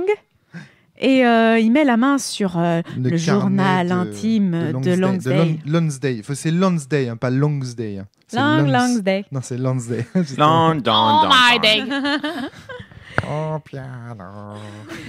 Et là, du coup, on a ensuite la team. Enfin, une fois que tu as ton tatouage, Natacha, Saïfong Lee rejette ton personnage de la voiture. Nous, on te retrouve, on réunit la team, on lit le journal intime. Et là, on apprend que Lonsdale, il a un énorme tatouage de portail sur le torse. Et sur le corps, on apprend qu'il s'est passé des trucs moches, genre quand il y a une ombre qui passe par son portail, ça le rend très malade. Ça met aussi pas mal de... En gros, on apprend que Lonsdale est une sorte de portail vers le monde des ombres. Ouais, c'était lui l'artefact qui était recherché. Il a été manipulé plus ou moins parce qu'il avait en sa possession un bouquin très ancien, très précieux que plein de gens cherchent. Dans lequel il y a marqué là, Cthulhu Fatagan. Oui, qui, comme par hasard, le mène à Bagdad. Bon, en gros, il a trouvé le Necronomicon, ça. Je ne dirais rien pour l'instant. Mais ça ressemble fortement, nous y avons tous pensé très très fort. On sent dans cette campagne un énorme côté, comment on appelle ça ? Référence. Un côté fan service, tu sais. Il y a des phrases, des anecdotes qui font tellement penser à l'histoire du jeu de rôle Cthulhu ou de Lovecraft. Enfin, tu vois, il y a beaucoup de clins d'œil qui m'ont beaucoup fait rire. Des easter eggs. Genre notamment, quand vous avez visité l'exposition à la Gare de l'Est, il y a une des œuvres qui s'appelle Les Seigneurs des Trois Mondes. Voilà. Et le sous-titre, c'est ces trois seigneurs dirigent respectivement sur les contrées des rêves, l'empire des ombres et le monde des hommes. Voilà. Et là, en fait, le truc, c'est qu'à ce stade-là, pour vous, joueurs qui connaissez un peu le mythe de Cthulhu, ça va partir dans la contrée des rêves. Voilà, c'est ça. Et en fait, plus tard, vous apprenez que ça tourne tellement autour des ombres qu'au final, ça doit sans doute être une... On l'a compris dès le départ, mais par contre, on s'est dit que peut-être à un moment donné, on devrait passer par le monde du rêve. Peut-être. Moi, je me suis dit... Moi, j'espère encore. J'aime bien, on va passer par le monde du rêve. Il se passe toujours des trucs chelous. Mais il y a un fan service, tu vois. Il y a un vrai amour de l'univers de Cthulhu, des campagnes précédentes aussi. Et puis, il y a des clins d'œil. Il y a quand même un indice dans la sacoche que tu nous as montré. Il y a quand même un jeu de plateau où c'est Nyarlathotep versus... Je sais plus quel dieu c'est. Je crois que c'est Shumi-Gorath versus Azathoth, un truc comme ça. Mais bon, et dans mes souvenirs, je ne sais plus, mais je me demande s'il va pas y avoir un dieu à aller chercher dans le monde de la contrée du rêve pour pouvoir combattre les ombres. Bon, honnêtement, là, c'est des grosses spéculations. Moi, ce que j'ai envie de rajouter à ce que vous dites sur tous les clins d'œil qu'ils rajoutent, etc., il y a un gros travail historique aussi. Il y a beaucoup d'éléments d'aide de jeu sur comment, par exemple, quelles étaient les communautés chinoises à Paris en 1930. Il y a d'autres choses sur les relations interpersonnelles en Chine, c'est-à-dire comment on se comporte en société en Chine, ça vous les aurez plus tard, etc. Et il y a aussi un énorme aspect historique, c'est-à-dire qu'en fait, la situation géopolitique que vous allez croiser, elle est très documentée. Ouais, ça se voit. Et ça se voit, ça se ressent. Et ça se sent aussi... Le personnage de Saïfong Lee, qui est le grand méchant, en fait, il est aussi caricatural en soi. C'est-à-dire qu'en fait, sa photo, ça prend la représentation un peu parodique du péril jeune qui était utilisé à l'époque assez fréquemment. Cette vision du chinois un peu maigre, avec les cheveux longs, en tresse, etc. C'est... cette image raciste-là, en fait, elle est combat des cultures et compagnie et tous ces travers. Qui est d'ailleurs, du coup, comme c'est très très documenté, on est amené, vu qu'on joue... Nous, on est nés dans le 21e siècle, mais on est amené du coup à jouer des sortes d'archétypes stéréotypés d'une époque colonialiste. Et du coup, on finit, quand on joue, pour pouvoir le jouer, par faire des remarques... comme si on était de cette époque-là et où à chaque fois on était mort de rire parce qu'on savait il y a un second degré qui s'installe. Ouais, c'est génial. Dans la description que fait Natacha de son personnage, parce qu'en fait pour son personnage, Natacha nous a envoyé un mail. Ce qui est génial, c'est que sans être raciste, il y a des préjugés latents dans certaines de ces phrases. T'as caché des sous-entendus qui laissent imaginer, je sais plus comment tu dis, mais ils sont durs en affaires, ces Chinois, machin truc, comme si il s'agissait d'un groupe homogène, et compagnie. Et du coup, ça permet de jouer avec des stéréotypes. On joue avec l'histoire. Il s'est passé, les Occidentaux, ils ont fait des trucs sales à cette époque-là, et ça permet aussi de le rappeler, quoi. Et du coup, quand on le rappelle, ça permet de prendre du recul aussi, même sur la situation qui est vécue, sur le scénario, de replacer ça aussi aujourd'hui, mais avec cette position historique que je trouve très intéressante. Ça, c'est un autre problème justement de la campagne, c'est qu'on se place d'entrée de jeu comme favorable à une minorité. C'est-à-dire qu'en tant qu'occidental, les personnages des joueurs vont être amenés à aider des ressortissants chinois sur le sol français. Et moi, je me demande jusqu'où cette campagne n'est pas faite pour être jouée par des binationaux. Par des personnages binationaux. Ouais. Moi, j'aurais kiffé, tu vois, en fait, qu'on joue, tu nous contraignes, tu nous dises, par contre, vous êtes tous asiatiques anglais ou asiatiques français, ou etc. Vous êtes binationaux. Pourquoi ça aurait été intéressant ? Parce qu'on aurait aussi eu la langue naturelle. On aurait su naturellement parler chinois. Et ça a été, au cours de la partie, ça a été un vrai problème. Alors, c'est un problème, mais ça le sera jamais vraiment. Déjà, je vous ai invité à créer des personnes en lien avec la Chine. Donc déjà, on a 2 personnages autour de la table qui parlent le mandarin. Avec plus ou moins de bons résultats. Je tiens à plaider mea culpa là-dessus. C'est que les 2 personnages qui ont mandarin dans leurs compétences, il y a des fois où je leur ai demandé de faire les tests. Enfin, j'aurais demandé de faire les tests, ou en fait c'est même elles qui m'ont dit je fais un test de mandarin pour voir si j'arrive à lui dire ça, alors qu'en fait il y a des situations où t'as la compétence à 50, oui, t'es capable d'avoir une conversation, c'est pas un problème. T'es capable de lui dire bonjour et pas seulement ta grand-mère est un gros hippopotame. Ouais, j'avoue en fait, j'avais lu, dans un temps fort lointain, j'avais lu un bouquin où alors j'ai réappris du coup qui c'était parce que Terry Pratchett, les tribulations d'un mage en Orient. Exactement, où du coup quand la personne essayait de s'exprimer, en fait elle s'exprimait pas du tout dans la langue et du coup elle racontait n'importe quoi et à chaque fois que je ratais mes jets de mandarin, et soyons honnêtes, j'en ai pas réussi un seul. Du coup, je racontais n'importe quoi, ce qui fait que ça m'a amené à faire des scènes, mais à mourir de rire, où du coup, je réussis mon jet d'intimidation avec le flingue, mais je rate mon jet de mandarin. Du coup, j'intimide les mecs en leur disant « Vos chaussettes sont trouées ». Ouais, c'est ça, c'est-à-dire qu'au lieu de dire les mains en l'air, tu te trompes et tu dis les chaussettes sont trouées. Mais j'ai réussi mon jet d'intimidation et j'ai eu des fous rires, mais des fous rires. Ça donne des scènes assez cocasses.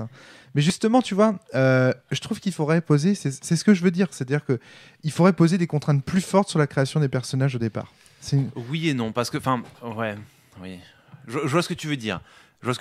En fait, il faudrait effectivement que la campagne lie vraiment les personnages à la problématique. C'est-à-dire que ça y est.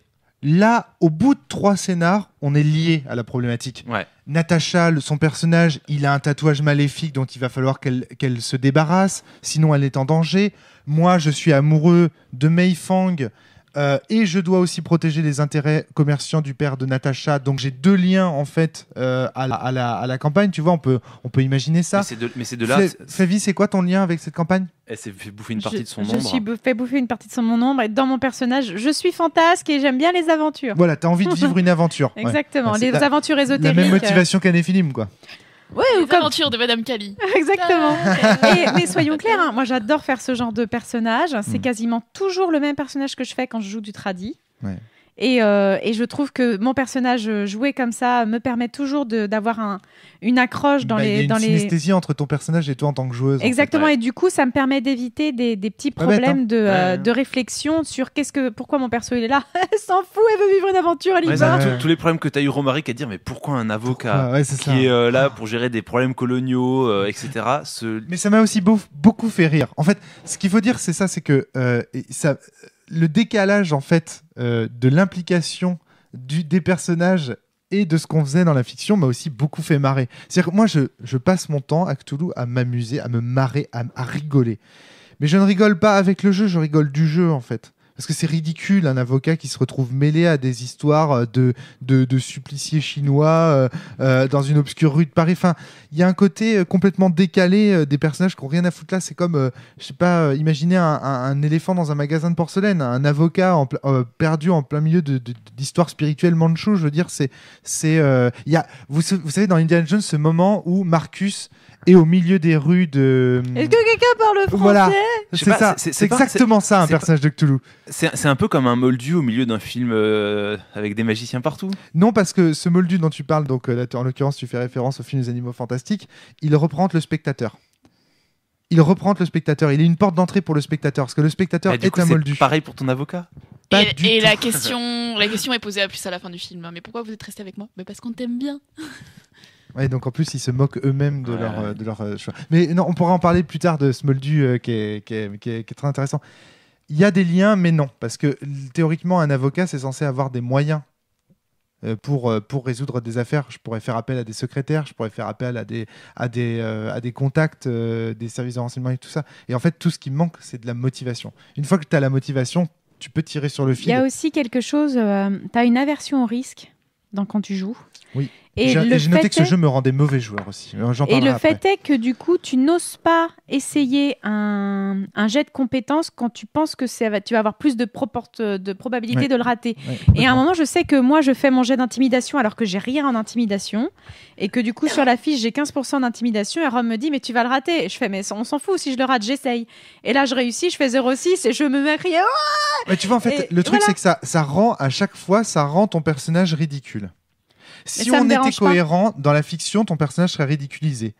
Mais sitôt qu'on rate, j'ai noté un mécanisme à Cthulhu qui est que sitôt qu'on rate une action, c'est le joueur qui fait de l'humour.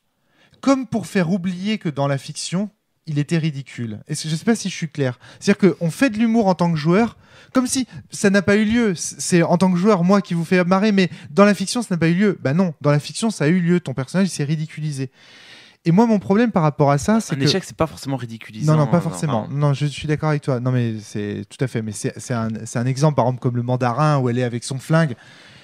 C'est-à-dire que, ok, quand tu prends du recul, tu trouves ça très drôle que quelqu'un pointe un Chinois en lui disant hippopotame rose et pour le menacer et lui dire main en l'air. Mais en fait...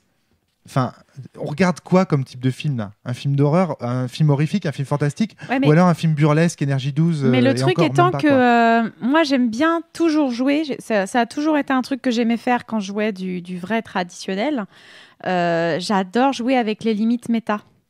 Oui. Et il y a même un moment où dans le scénar, je sais plus, tu demandes est-ce que je peux faire enlever mon tatouage et je dis oui, mais il faut attendre 1990 pour que cette technique soit inventée. Oui, voilà, oui, c'est ça, ouais. Moi, j'ai toujours bien aimé jouer avec ces trucs-là, comme quand je rate, parce que moi, j'ai raté un nombre de jets, mais j'adore du coup me lancer dedans parce qu'à chaque fois, je sais que je vais rater mon jet de dés, je vais me marrer. Tu aimes rater. J'aime rater. Voilà. Moi je dois avouer que moi j'aime pas rater non plus. J'étais vraiment très énervée sur certains jets hier.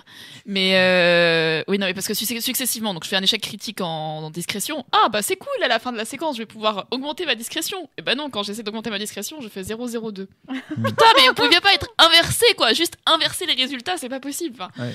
Et donc bref, donc voilà. Mais t'es une bonne joueuse, Fly. T'es une bonne patte. T'acceptes de rater. Moi, je déteste ça. Et moi, je pose pas la question avant de lancer le dé, quoi. C'est juste, je trouve un truc intelligent, je trouve un truc intéressant à faire, du genre aller allumer les lumières de la gare. Et bah oui, je vais allumer les lumières de la gare et donc je vais essayer de trouver une armoire électrique parce que j'ai trouvé ça rigolo de jouer avec le décor autour de moi. Et au final, tu vas pas être récompensé pour ça parce qu'à un moment donné, tu vas devoir faire un jet d'électricité. Tu vas finir par mourir parce que t'as eu une bonne idée. C'est chiant, quoi.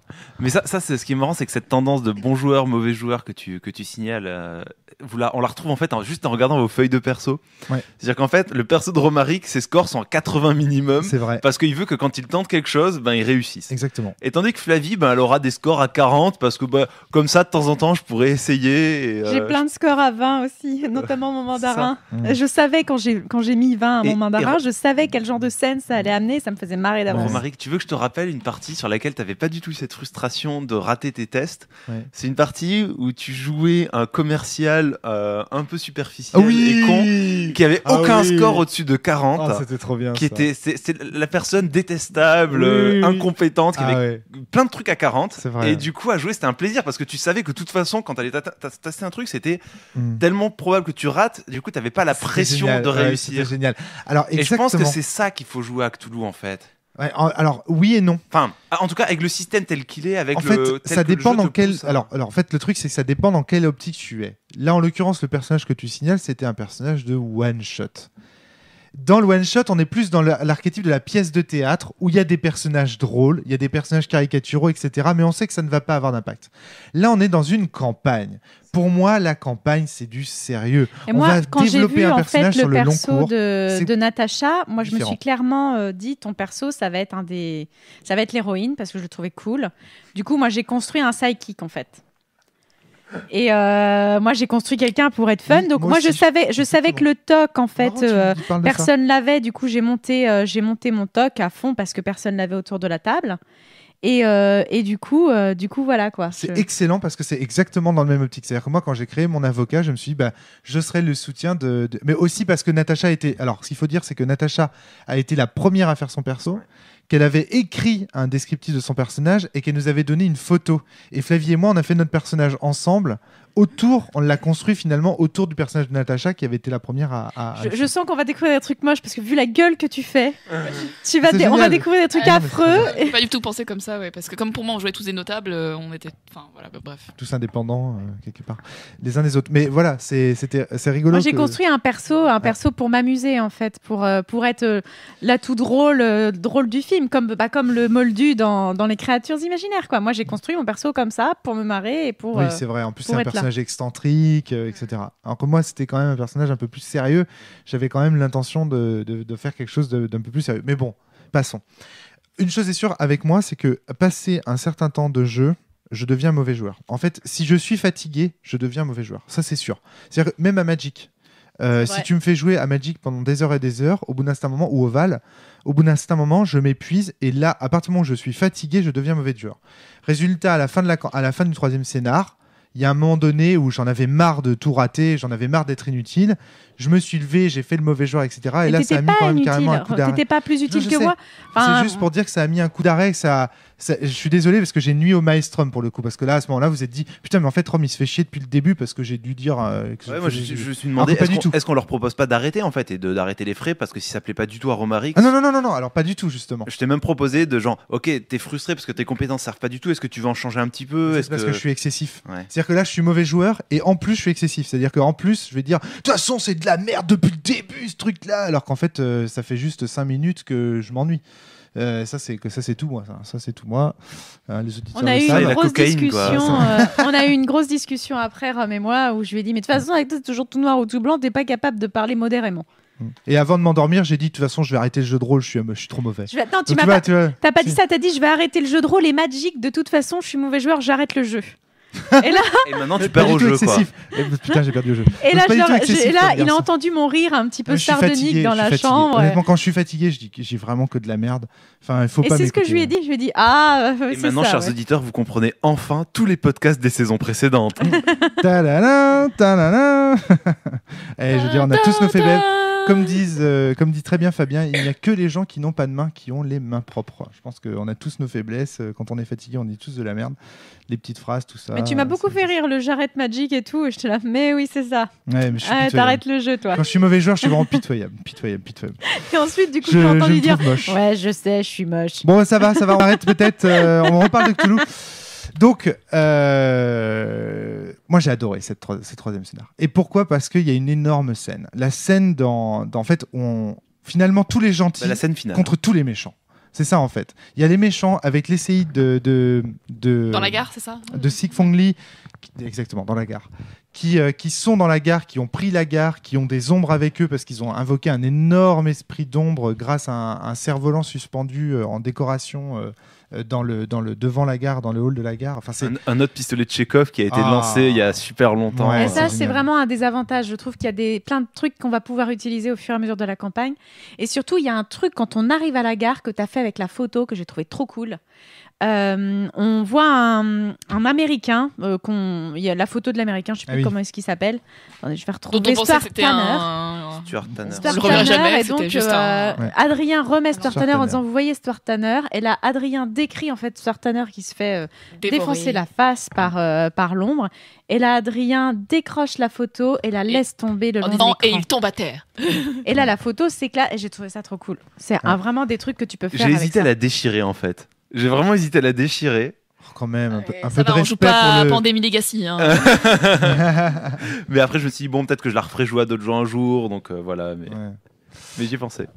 Donc, ce qui est intéressant dans cette scène, c'est qu'on a vraiment tous les grands gentils contre tous les grands méchants, les deux sorciers qui s'affrontent, puisqu'il y a le sorcier Sigfong Lee qui a invoqué une énorme créature d'ombre, et le sorcier Guan Ying, qui est donc le japonais, j'allais dire n'importe quoi, le chinois, le maître de Ryuru, qui nous a aidé au départ. La société secrète, dont vous connaissez maintenant le nom, c'est les gardiens. Enfin, vous savez pas des gardiens de quoi, mais ils s'appellent entre les gardiens. Ouais. Donc, comme dans Indiana Jones. Donc c'est vraiment une scène assez intéressante. On voit aussi les ombres des 5 Chinois, les 5 futurs suppliciés qui arrivent dans la rue, qui se font dévorer par l'ombre et tout. Enfin, on est avec une voiture, on écarte la grande ombre invoquée par le méchant en allumant les phares. Et puis Mei Fang qui justement fait s'envoler pour la conclusion du combat, c'est Mei Fang qui fait s'envoler le grand ballon cerf-volant qui retenait le cerf-volant. Voilà, donc le cerf-volant s'envole et avec lui l'ombre, parce que il faut savoir que Sky Fong Lee s'était servi de l'ombre de ce cerf-volant pour invoquer son grand serviteur d'ombre. Et donc, au moment où le cerf-volant s'envole, l'ombre s'envole avec lui et s'évanouit avec lui. Il y avait dans cette scène un côté pulp, action, avec des magiciens qui s'affrontent, des sbires qui s'affrontent. Et en même temps extrêmement poétique sur la fin avec le cerf-volant s'envole et Sky Fong Lee s'en va avec la locomotive. Il y a toute une espèce de code Moi je trouve ça super rigolo que ça vous ait touché, parce qu'en fait moi la lecture de ce passage là j'étais là what the fuck, mais alors il y a tout le monde qui est là, c'est genre l'ombre tue ce truc et puis lui il fait ça et puis lui il se fait buter et puis machin et puis Guan Jin il tombe et puis il meurt et son ombre rentre dans le torse de Lonzei. En fait j'avais l'impression que c'était je sais pas, genre le grand mix final, on mélange tout, on secoue et c'est l'aventure ouais. Moi, il y a 2 trucs à dire sur cette scène. La première, moi, ce qui m'a touchée, c'est tout le symbolisme. De la même façon que la scène d'ouverture, du coup, me touche par son symbolisme. Là, il y a un symbolisme qui est très présent dans cette scène. Plusieurs choses. La première, c'est qu'au tout début, de l'exposition, en fait, on récupère des cookies de la fortune qui ont des... on n'a pas parlé de ça encore. Dans lesquels il y a des petits bouts de papier qui sont en fait des indices sur ce qui va se passer et qu'une bonne partie en fait des petits mots qui étaient marqués sur ces cookies se font vérifier du coup dans cette scène. Et le deuxième, du coup, du point de vue symbolique, c'est hyper intéressant. Tu l'as, en fait, c'était... En plus, moi, c'est mon personnage a eu une vision du perso qui donne les cookies de la fortune. Donc, il y a vraiment un côté, genre, ça y est, j'ai des prémonitions, ça y est, il va se passer quelque chose. Et du point de vue symbolique, je trouve ça très réussi parce que du coup, c'est le moment où l'intro s'arrête et à la fin, il nous reste qu'un seul papier sur lequel on ne sait pas encore ce que ça veut dire. Et du coup, ça relie aussi ce petit côté symbolique. On est dans la gare, le train s'en va, on sait très bien que ça va être le moment où nous aussi, il va falloir qu'on parte.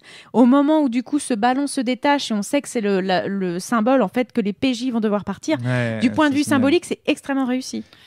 La scène des Fortune Cookies en plus c'est vraiment intéressante parce que pour les personnages c'est juste une animation de plus pendant l'inauguration de la gare et on sent en tant que joueur que c'est en fait un moment extrêmement onirique parce qu'il y a la locomotive qui produit une énorme fumée qui cache tout le décor qui produit donc cette espèce de brouillard dans la gare et le personnage qui apporte les Fortune Cookies sort de la fumée et qu'on est les seuls à voir en fait. Et puis tu l'as vu dans une vision au préalable. Et il y a une espèce de bulle dans le temps. Ce qui est marrant c'est que tu supposes que vous êtes les seuls à le voir.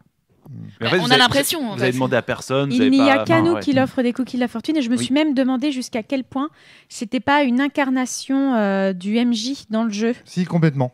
Et je peux même le prouver parce que tout simplement, il y a un truc qu'on n'a pas encore dit, c'est que Adrien Cahuzac a fait les cookies. C'est-à-dire qu'il les a cuisinés avant le scénar et au moment où ce personnage arrive, c'est Adrien, en tant que joueur physiquement, qui nous tend les cookies et qui nous les donne. Donc il y a ici un quatrième mur brisé. D'ailleurs, la recette, d'après ce que j'ai compris, dedans. Ça. Dans le bouquin, il y a la recette des Fortune Cookies sur comment les faire. Alors ça a l'air simple. Je pense qu'il faut s'entraîner 2-3 fois. On conseille aux joueurs de mettre beaucoup d'huile sur le papier d'aluminium. Voilà, c'est ça. De pas les laisser plus de 3-4 minutes au four parce que sinon ça sèche trop vite après. Moi je trouve ça intéressant parce qu'on dit souvent d'un livre de jeu de rôle que c'est aussi une recette de cuisine. C'est notamment Jérôme Larrey qui dit ça très souvent. Que en fait un livre de jeu de rôle c'est finalement comme un manuel de cuisine, tu vois. Et là il y a le parallèle carrément, c'est-à-dire que le meneur te donne ses cookies, il les a eus dans le bouquin et tout ça. Et puis surtout c'est les Fortune Cookies, il y a quelque chose d'un peu mystique, c'est-à-dire sous le bonbon sucré, le message, le propos, l'indice pour le joueur. Enfin, voilà. Moi, j'ai trouvé ça, c'était un truc que j'ai beaucoup aimé et qui se résout dans cette scène. C'est très drôle en plus de lire, parce que donc moi, parmi les 2 messages que j'ai trouvés, il y a Cthulhu Tagn.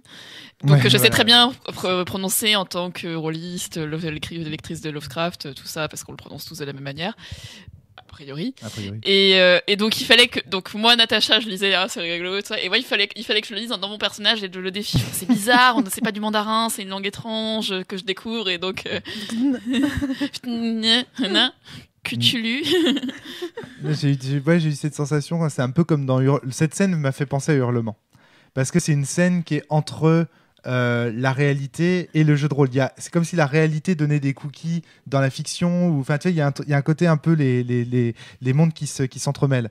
Intéressant. Moi, ça m'a aussi beaucoup fait penser au personnage de Classis.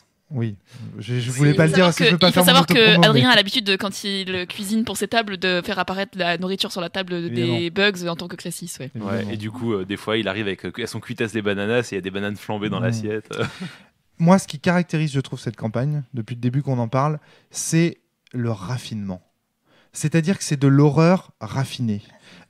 L'auteur de ces campagnes, les auteurs de ces campagnes sont des fans de l'art chinois. Ça se sent. Ils aiment ça. Ils ont fait des recherches. Et en fait, tout est raffiné. Le fait que les méchants mangent les ombres, c'est très subtil.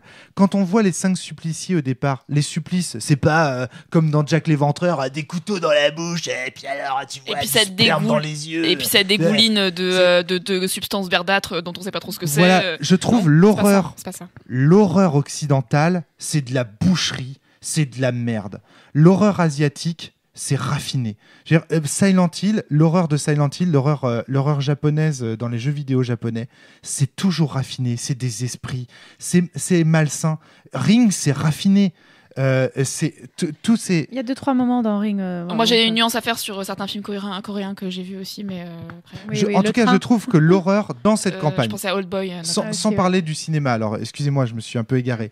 Mais pour parler de cette campagne, l'horreur tourne autour d'œuvres d'art, d'objets d'art, de spiritualité, d'ombre, de jeux d'ombre, de théâtre, de voiles Enfin, je trouve ça très intéressant. Enfin, le jeu d'ombre est vraiment. Voilà. Puis ça crée une ambiance.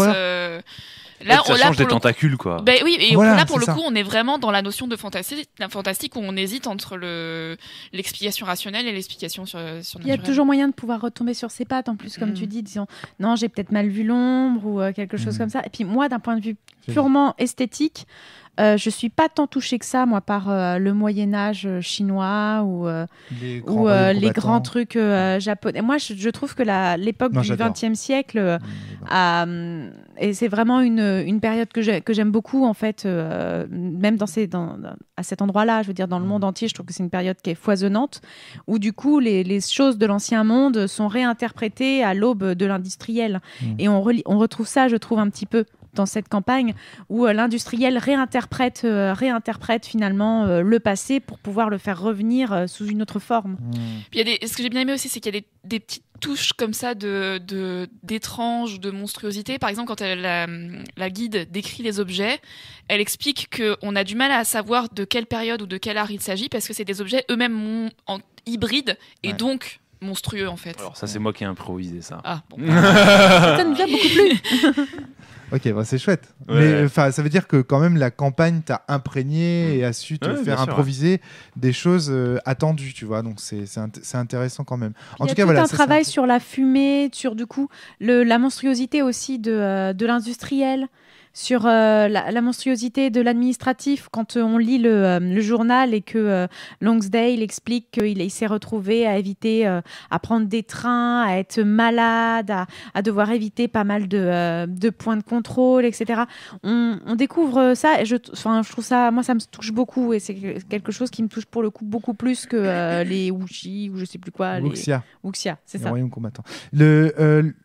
Le point, en fait, c'est que du coup, il y a un côté étranger dans cette horreur, et ça rajoute du contraste et donc de la fascination. Il faut voir aussi que, ce qu'on n'a pas encore dit, c'est que d'un point de vue technique de meneur de jeu, Adrien a mis en place une ambiance musicale intéressante, c'est-à-dire que quand l'horreur est là, ou quand le fantastique est là, Il a une musique caractéristique qui semble sortir. J'ai pris deux types de musique.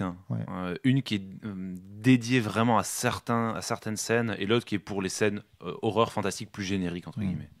Donc c'est une musique qui ressemble un petit peu à des grandes prières tibétaines où on entend des gens qui font des voix très caverneuses avec des gongs qui sonnent de temps en temps. Enfin, c'est intéressant les musiques que tu avais. Je ne me rappelle plus des noms, mais on pourra les mettre en commentaire. Donc voilà, ça ajoute aussi à l'univers. Et puis en fait, cette campagne, elle a les défauts de ses qualités. C'est-à-dire que parallèlement à ça, toutes ces symboliques dont on parle et tout ça, elles sont produites par les auteurs de la campagne et pas par les joueurs. Et c'est là que le problème arrive, c'est-à-dire que c'est pour ça que moi je pense qu'on est dans l'assistationnisme, même plus que du participationnisme.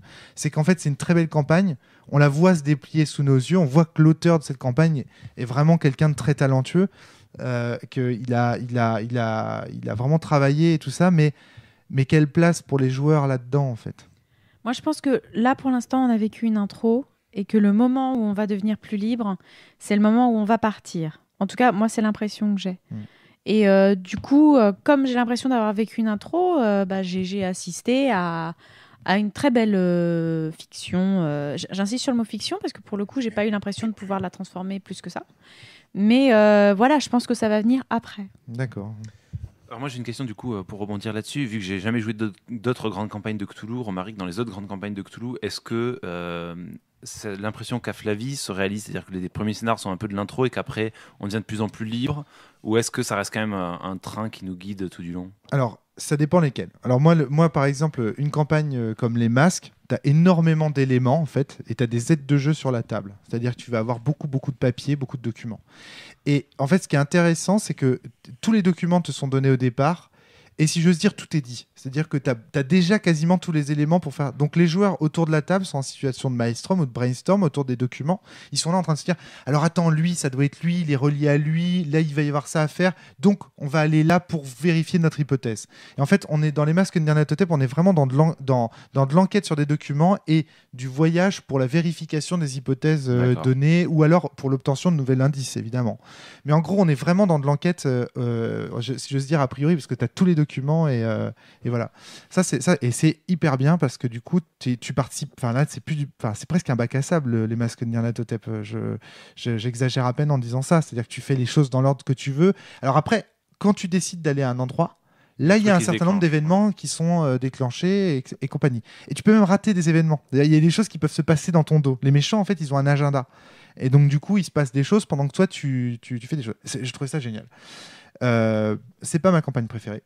Ma campagne préférée, c'est ce que je dis souvent, c'est celle de l'Orient Express. Et là, pour le coup, c'est un toboggan.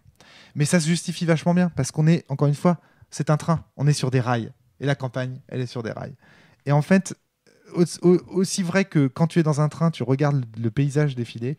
Dans l'Orient Express, tu regardes les événements se défiler. Avec une ligne rouge quand même, qui est que tu dois obtenir des objets, des artefacts. Et à chaque fois, il y a quand même des procédés, des manières d'aller à ces artefacts.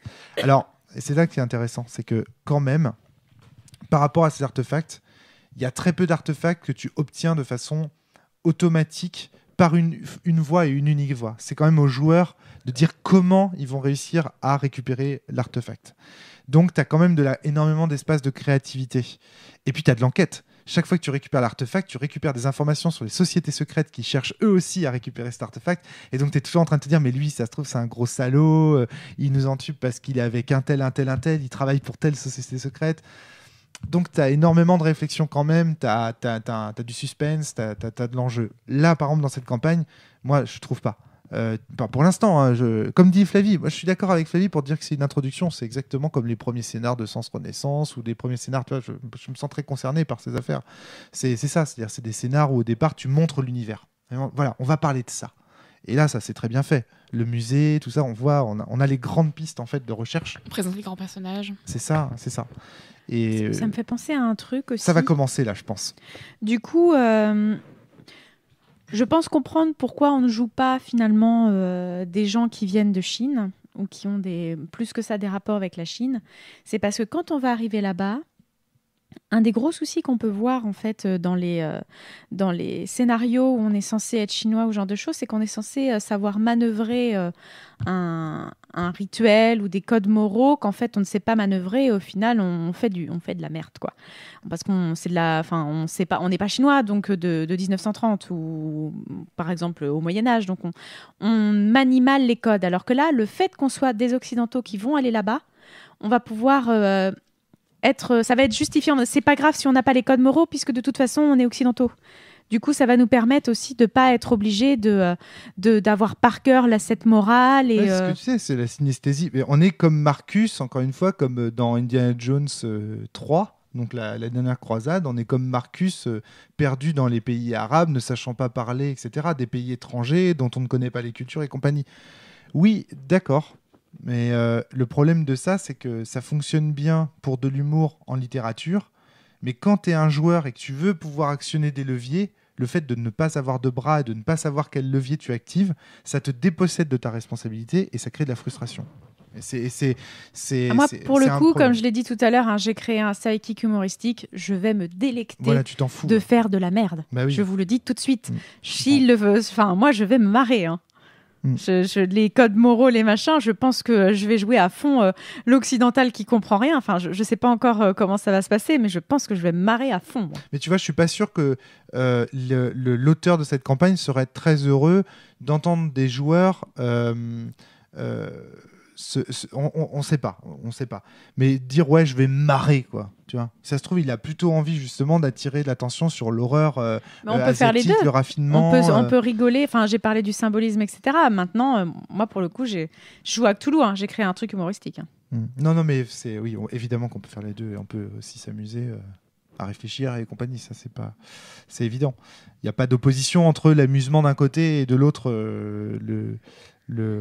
l'émerveillement de voir s'envoler le ballon en se disant ça y est, c'est l'envol des PJ quoi. Ouais, mais on est encore une fois dans un jeu de rôle tradi où on ne sait pas vraiment, tu vois, dans quel sens on joue. Je peux pas vraiment vous dire non plus parce que sinon c'est la part d'illusionnisme quoi. C'est que si je vous dis maintenant, ça peut soit vous décevoir, soit au contraire. Non, mais justement, moi j'ai vraiment envie. Ouais. Là, j'ai envie de dire voilà, je suis d'accord avec Flavie pour dire on vient de finir l'intro, on y a trouvé les défauts qu'on trouve naturellement dans l'introduction d'une campagne. Je suis désolé, mais ce côté assis stationné, on regarde des grands PNJ, grum, mes PNJ sont trop malins. Ça, c'est vraiment le début d'une campagne. On regarde le gros PNJ trop classe avec ses sous-fifres qui, un jour, il va falloir défoncer. Voilà, il n'y a même pas que ça, tu vois. Il y a Liu Chen qui doit être sauvé de l'arcane et du coup, si vous n'y arrivez pas, c'est Ryuru qui fait ça tout seul. Alors du coup, pourquoi t'as fait tes lancers de dés ? Je les ai fait pour que si j'y arrivais, c'était moi et sinon, c'est pas moi. Mais les PNJ sont trop forts. Donc ça, et maintenant, qu'est-ce que ça va devenir ? Alors, est-ce que vous avez une idée ? Est-ce qu'on peut terminer peut-être par un petit tour de table ? Qu'est-ce que vous pensez qu'il va se passer dans la suite ? Je pense que Saifeng Li, c'est pas le plus méchant et qu'il va y avoir un truc encore plus badass derrière, qui en fait manipule Saifeng Li pour pouvoir réveiller les rançonneurs. Ok, donc là tu parles à long terme et à court terme, genre les deux prochains scénarios, il se passerait quoi à la louche il faut qu'on parte, on va passer par Bagdad, je pense, parce que c'est sur le chemin. Enfin, moi, quand j'ai entendu Bagdad, en plus, moi, je suis une fan de l'histoire de Dracula, Bagdad, Necronomicon, tout ça. Moi, j'ai envie d'y aller. Je suis désolée. Et je pense que dans un premier temps, on va aller là et que là-bas, on va rencontrer des sociétés secrètes encore. Et un bibliothécaire avec une super grande bibliothèque trop cool. Il va forcément y avoir une étape grand-père de Liu Chen aussi, ne serait-ce que pour lui dire « Hé, regardez, j'ai un tatouage, est-ce que vous pouvez faire quelque chose pour empêcher que ça se déclenche ?» Et au propos, c'est nous qui avons foiré le truc avec votre petite fille et maintenant, ça va être la merde. Vous pouvez me faire un tatouage trop badass pour pouvoir vous aider ? Toi, Romaric ? Là, j'ai envie de dire qu'on se dirige vers une campagne qui va, dans la structure, ressembler beaucoup plus au masque de Nyarlathotep. On a récupéré le carnet, dans lequel il y a le carnet de Lansdale, dans lequel il y a énormément d'indices, de lieux, de personnages à rencontrer. Pardon. Et c'est exactement ça dans les masques de Nyarlathotep. Au départ, tu récupères des données, des informations énormes qu'il va falloir toi-même, en tant que joueur, organiser. D'accord. Et tu vas créer en tant que joueur ton agenda. Tu vas dire, on ira d'abord rendre visite à ce personnage-là, on ira faire ceci, cela et compagnie. Mais ce que je trouve bizarre, c'est que dans la structure même de l'écriture, tu me dis il y a des livres et tout ça, il y a des personnages j'ai la sensation qu'il y a plus de linéarité dans cette campagne que dans les masques.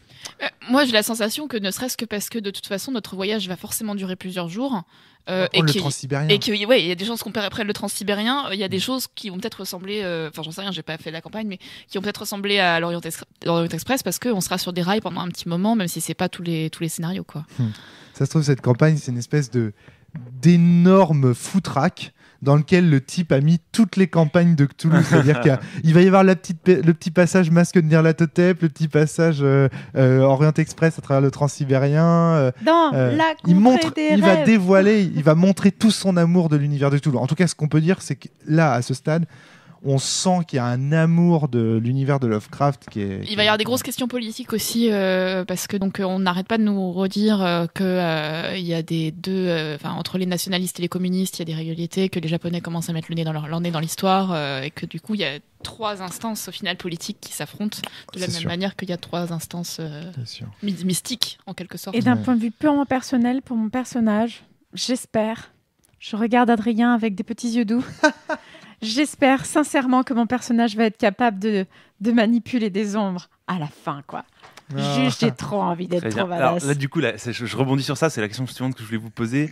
Là, après avoir joué ça, vos personnages, ça serait quoi leurs objectifs ? C'est-à-dire, là, si je vous dis, bon, on enchaîne, vos persos, ils font quoi tout de suite là ? Qu'est-ce que c'est qu'ils vont chercher à faire ? Où est-ce qu'ils vont chercher à aller ? Ça va être quoi leur objectif, tu vois ?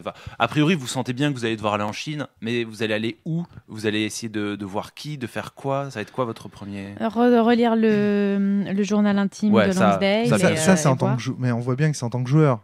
En tant que personnage, moi, ça sera aller voir Guédon, en fait. D'accord. Moi je rêve depuis que je fais de la politique, depuis que mon personnage fait de la politique, je rêve d'être agent secret. Honnêtement, ça me ferait kiffer de devenir ce personnage-là. Et en fait, j'ai déjà croisé Guédon, donc Guédon qui est le personnage qui travaille au ministère. On l'a pas encore dit. Il est pas baron. Donc, de quoi ? Il est juste pas baron, ce mec. Mais vas-y, continue. D'accord. Bon, ok. Je sais pas ce que c'est que cette histoire. Il y a des gens qui comprendront. D'accord. Donc en tout cas, voilà, on a rencontré ce personnage qui travaille au ministère. Et moi, depuis le départ, ce que je dis, mais moi, ce que je veux, c'est devenir un. Ok. J'accepte tous les risques, mais d'abord combien c'est payé et faites de moi un agent secret et je veux le soutien et tout ça. Et en fait, moi je pense que c'est ça. Je vais aller voir Guédon. Maintenant qu'il est parti, Syke Fondly, moi je vais aller voir Guédon et je vais lui dire ok, maintenant, moi je veux bien devenir agent secret, machin truc, je veux bien bosser pour vous. On a déjà bien bossé, on a découvert quand même beaucoup de choses. Qu'est-ce que vous proposez et compagnie. Et puis bon, si en plus à un moment donné je peux essayer de draguer Mei Fang et à la fin embrasser la chinoise, moi ça me va parfaitement quoi. Très bien. Et toi, Natacha ? Moi, ça va être trouver le grand-père de Liu Chen pour le tatouage, en fait, pour voir s'il peut faire quelque chose, parce que je sais que c'est le tatoueur. Et donc, du coup, avant de partir, de trouver un prétexte officiel, entre guillemets, pour pouvoir aller en Chine et quitter la saison parisienne et sans avoir sur le dos papa et mon époux qui voudront... Ah, ton époux, il est encore vivant ? Bien sûr. Ah, d'accord. Je sais pas pourquoi je croyais c'est le mien qui non, c'est toi qui es veuve, autant pour moi. Ouais, moi je me vois comme un James. En fait, je réfléchissais pendant que Natacha parlait. En fait, je me vois comme un James Bond des années 30, en fait. Comme un Hercule Poirot. Bah ouais, voilà, c'est ça. Mais un James Bond moins physique, moins action man. Plus Hercule Poirot, voilà, c'est ça. Plus agent secret. Ouais, voilà, c'est ça. Tintin est un peu physique, hein. Il est capable de soulever des locomotives, tu vois. Ouais, de soulever des locomotives. Non, de sauter des locomotives en marche. Mais aussi de remettre. C'est pour ça que j'insiste aussi sur le fait, à la fin, d'embrasser ma belle, ma conquête, parce qu'il y a ce côté, l'agent secret un peu viril, le côté James Bond girl. Désolée, pour moi, c'est une James Bond girl. J'ai des images de James Bond au Japon, là, absolument immondes. Oh là là. Vous l'avez revu, celui-là, en Vic 2 fois, le James Bond. Il faut le voir pour le racisme ambiant, où c'est absolument immonde, et du coup, quand tu dis ça, j'ai un peu de mal à m'en détacher. C'est un nain qui est un peu ancien, non ? Carrément ancien, ouais. À l'époque, en gros, c'est James Bond fait le tour du monde et...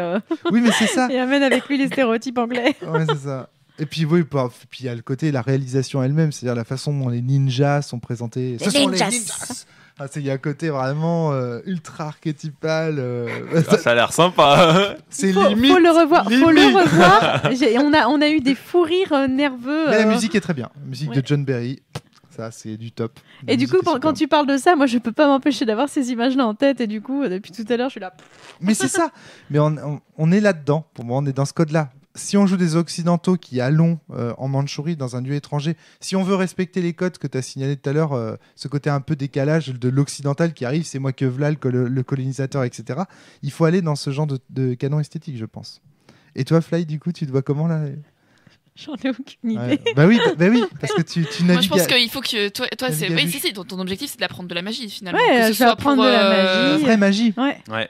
Que ce soit pour poutrer les méchants ou au contraire pour toujours dans ton objectif de spectacle. Ouais, pour découvrir les trucs fantasques, pouvoir faire des spectacles encore plus grands et encore plus géniaux. Moi, le but de mon perso, je sais plus comment j'avais mis ça, mais je m'amuse comme une folle de mes expériences fantasques et de la découverte. Ouais, donc du coup, attiré par l'étranger, quoi. Par l'étrange, pour être aussi. Est-ce que vous aviez d'autres choses à dire ? Moi, j'ai dit tout ce que j'avais à dire sur. Sur ce on a fait. Je pense qu'on a fait le tour. J'avais peur qu'on oublie le marchand ambulant qui vient vous vendre, enfin vous remettre les fortune cookies, mais j'ai beaucoup aimé aussi la manière dont le dragon chinois, donc un espèce de symbole de la nation chinoise, se retrouve là réexploité dans le mythe de Cthulhu comme étant une incarnation finalement transformée à travers les âges. Ce qui est marrant, c'est que c'est quelque chose qui n'est pas écrit. Une incarnation du mythe. Qui n'est pas écrit, mais en fait, quand on voit toutes les illustrations, quand on voit l'illustration de à quoi ressemblerait le messager des tourmentes et qu'on voit à côté une illustration de dragon, en fait, c'est une sorte de créature un peu reptilienne, très longue, avec des sortes de moustaches tentaculaires. J'ai très peur que le grand ancien impliqué ce soit Nidhogg et qu'il y ait plein de serpents partout. Et on voit une certaine ressemblance, et du coup, j'ai sauté là-dessus, mais je pense que tous les MJ qui feront jouer ça feront le rapprochement, parce que c'est évident. Moi, ça m'a fait penser aussi à... Il y a un podcast qu'on veut faire depuis longtemps avec toi, Adrien, c'est comment est-ce qu'on prépare nos scénarios de Cthulhu quand on fait du one-shot. Et on s'est rendu compte... vraiment qu'on le fasse. On s'est rendu compte en discutant avec Adrien, puis en discutant avec Flavie et Cédric, qu'en fait, on a tous la même manière. Ça, c'est vachement bizarre. On commence pas je pense qu'il faut garder le podcast. On fera pas le podcast. Non, mais ce que je trouve rigolo, c'est qu'on voit que cette campagne a dû probablement commencer comme on le fait nous. Ouais, je pense. Ouais, complètement. À travers de l'histoire, des objets d'art, et on extrapole et on voit ce que ça peut donner, et compagnie. Ah, moi, je commence pas par ça, moi. Moi non plus, mais on en reparlera parce que, en tout cas, il y a des points de comparaison entre nous tous, et c'est intéressant de voir que un jeu de rôle comme Cthulhu, avec tout ce qu'on sait de côté un peu foutoir et tout ça, crée quand même des comportements de joueurs qui sont quand même identiques et qui se retrouvent à travers. J'ai une dernière question pour vous tous pour terminer. J'ai une question pour vous tous pour terminer. Moi, j'ai toujours un jeu quand je fais un scénar ou autre chose dans Cthulhu. C'est Kiki comme grand ancien qui est dedans. Alors, à votre avis, Kiki comme grand ancien ? Ouais, Nidhogg, je pense. Mais il n'y a pas de grand ancien qui s'appelle Nidhogg. Je sais pas. C'est pas Nidhogg, comment il s'appelle ? Nidhogg, c'est un dieu nordique, je crois. Comment il s'appelle celui qui contrôle les serpents dans les contrées de l'horreur ? Ah, c'est Yig. Nidhogg, c'est un truc nordique, je crois, je sais plus exactement. Ah oui, moi je connais pas tous les grands anciens. Donc c'est Yig. Moi, en fait, à force de manipuler le jeu de plateau, les contrées de l'horreur, il y en a plein. Yig, il apparaît dans la forêt amazonienne, dans les contrées de l'horreur. C'est pour ça que ça me paraît bizarre. Ça me paraît bizarre que effectivement ce soit lié à l'Orient, alors qu'en fait il apparaît en Amérique du Sud. Mais ils sont partout. Moi, ce qui est fun, c'est qu'à ce stade-là, je peux pas encore vous répondre. Ah ouais ? C'est-à-dire que j'ai pas encore lu le dernier livre. Et c'est sans doute dit dedans. Donc en fait, et toi, t'as une idée moi j'ai une idée, ouais. T'as une idée, ouais. Il y a quand même beaucoup de choses qui me semble qu'il y a un ancien qui tripe autour des ombres et tout ça. Mais oui, exactement. Il y a l'aspect ombre, effectivement. Oui. Enfin, il y en a un spécifiquement. Les ombres de. Je me souviens plus, mais L'Estérène ? Non. non, mais j'ai déjà croisé en fait ça dans un scénario et tout ça, donc je suis sûr que. Mais je connais pas tous les noms des grands anciens, donc voilà. Je suis pas un spécialiste. Ce que j'ai apprécié moi aussi, c'est que tous les monstres, enfin les ombres, effectivement, c'est pas un monstre par lequel j'ai l'habitude de me faire attaquer. J'ai croisé plein de chiens de Tindalos, plein de chauves-souris à tête d'humain, là je sais plus comment elles s'appellent, plein de migots et tout ça, mais pas encore ce genre de truc. Les migots, ils vous échangent le cerveau. C'est pas les bonnes notes sur la fin là. Faut que tu réécoutes la chanson. Non, on va éviter. Je pense que c'est parfait pour terminer merci le podcast. Merci Adrien, on finit en chanson, c'est bien. Merci Adrien de nous avoir présenté cette campagne. Merci Flavie, merci Natacha. À très bientôt tout le monde. Portez-vous bien et surtout jouez bien. Salut.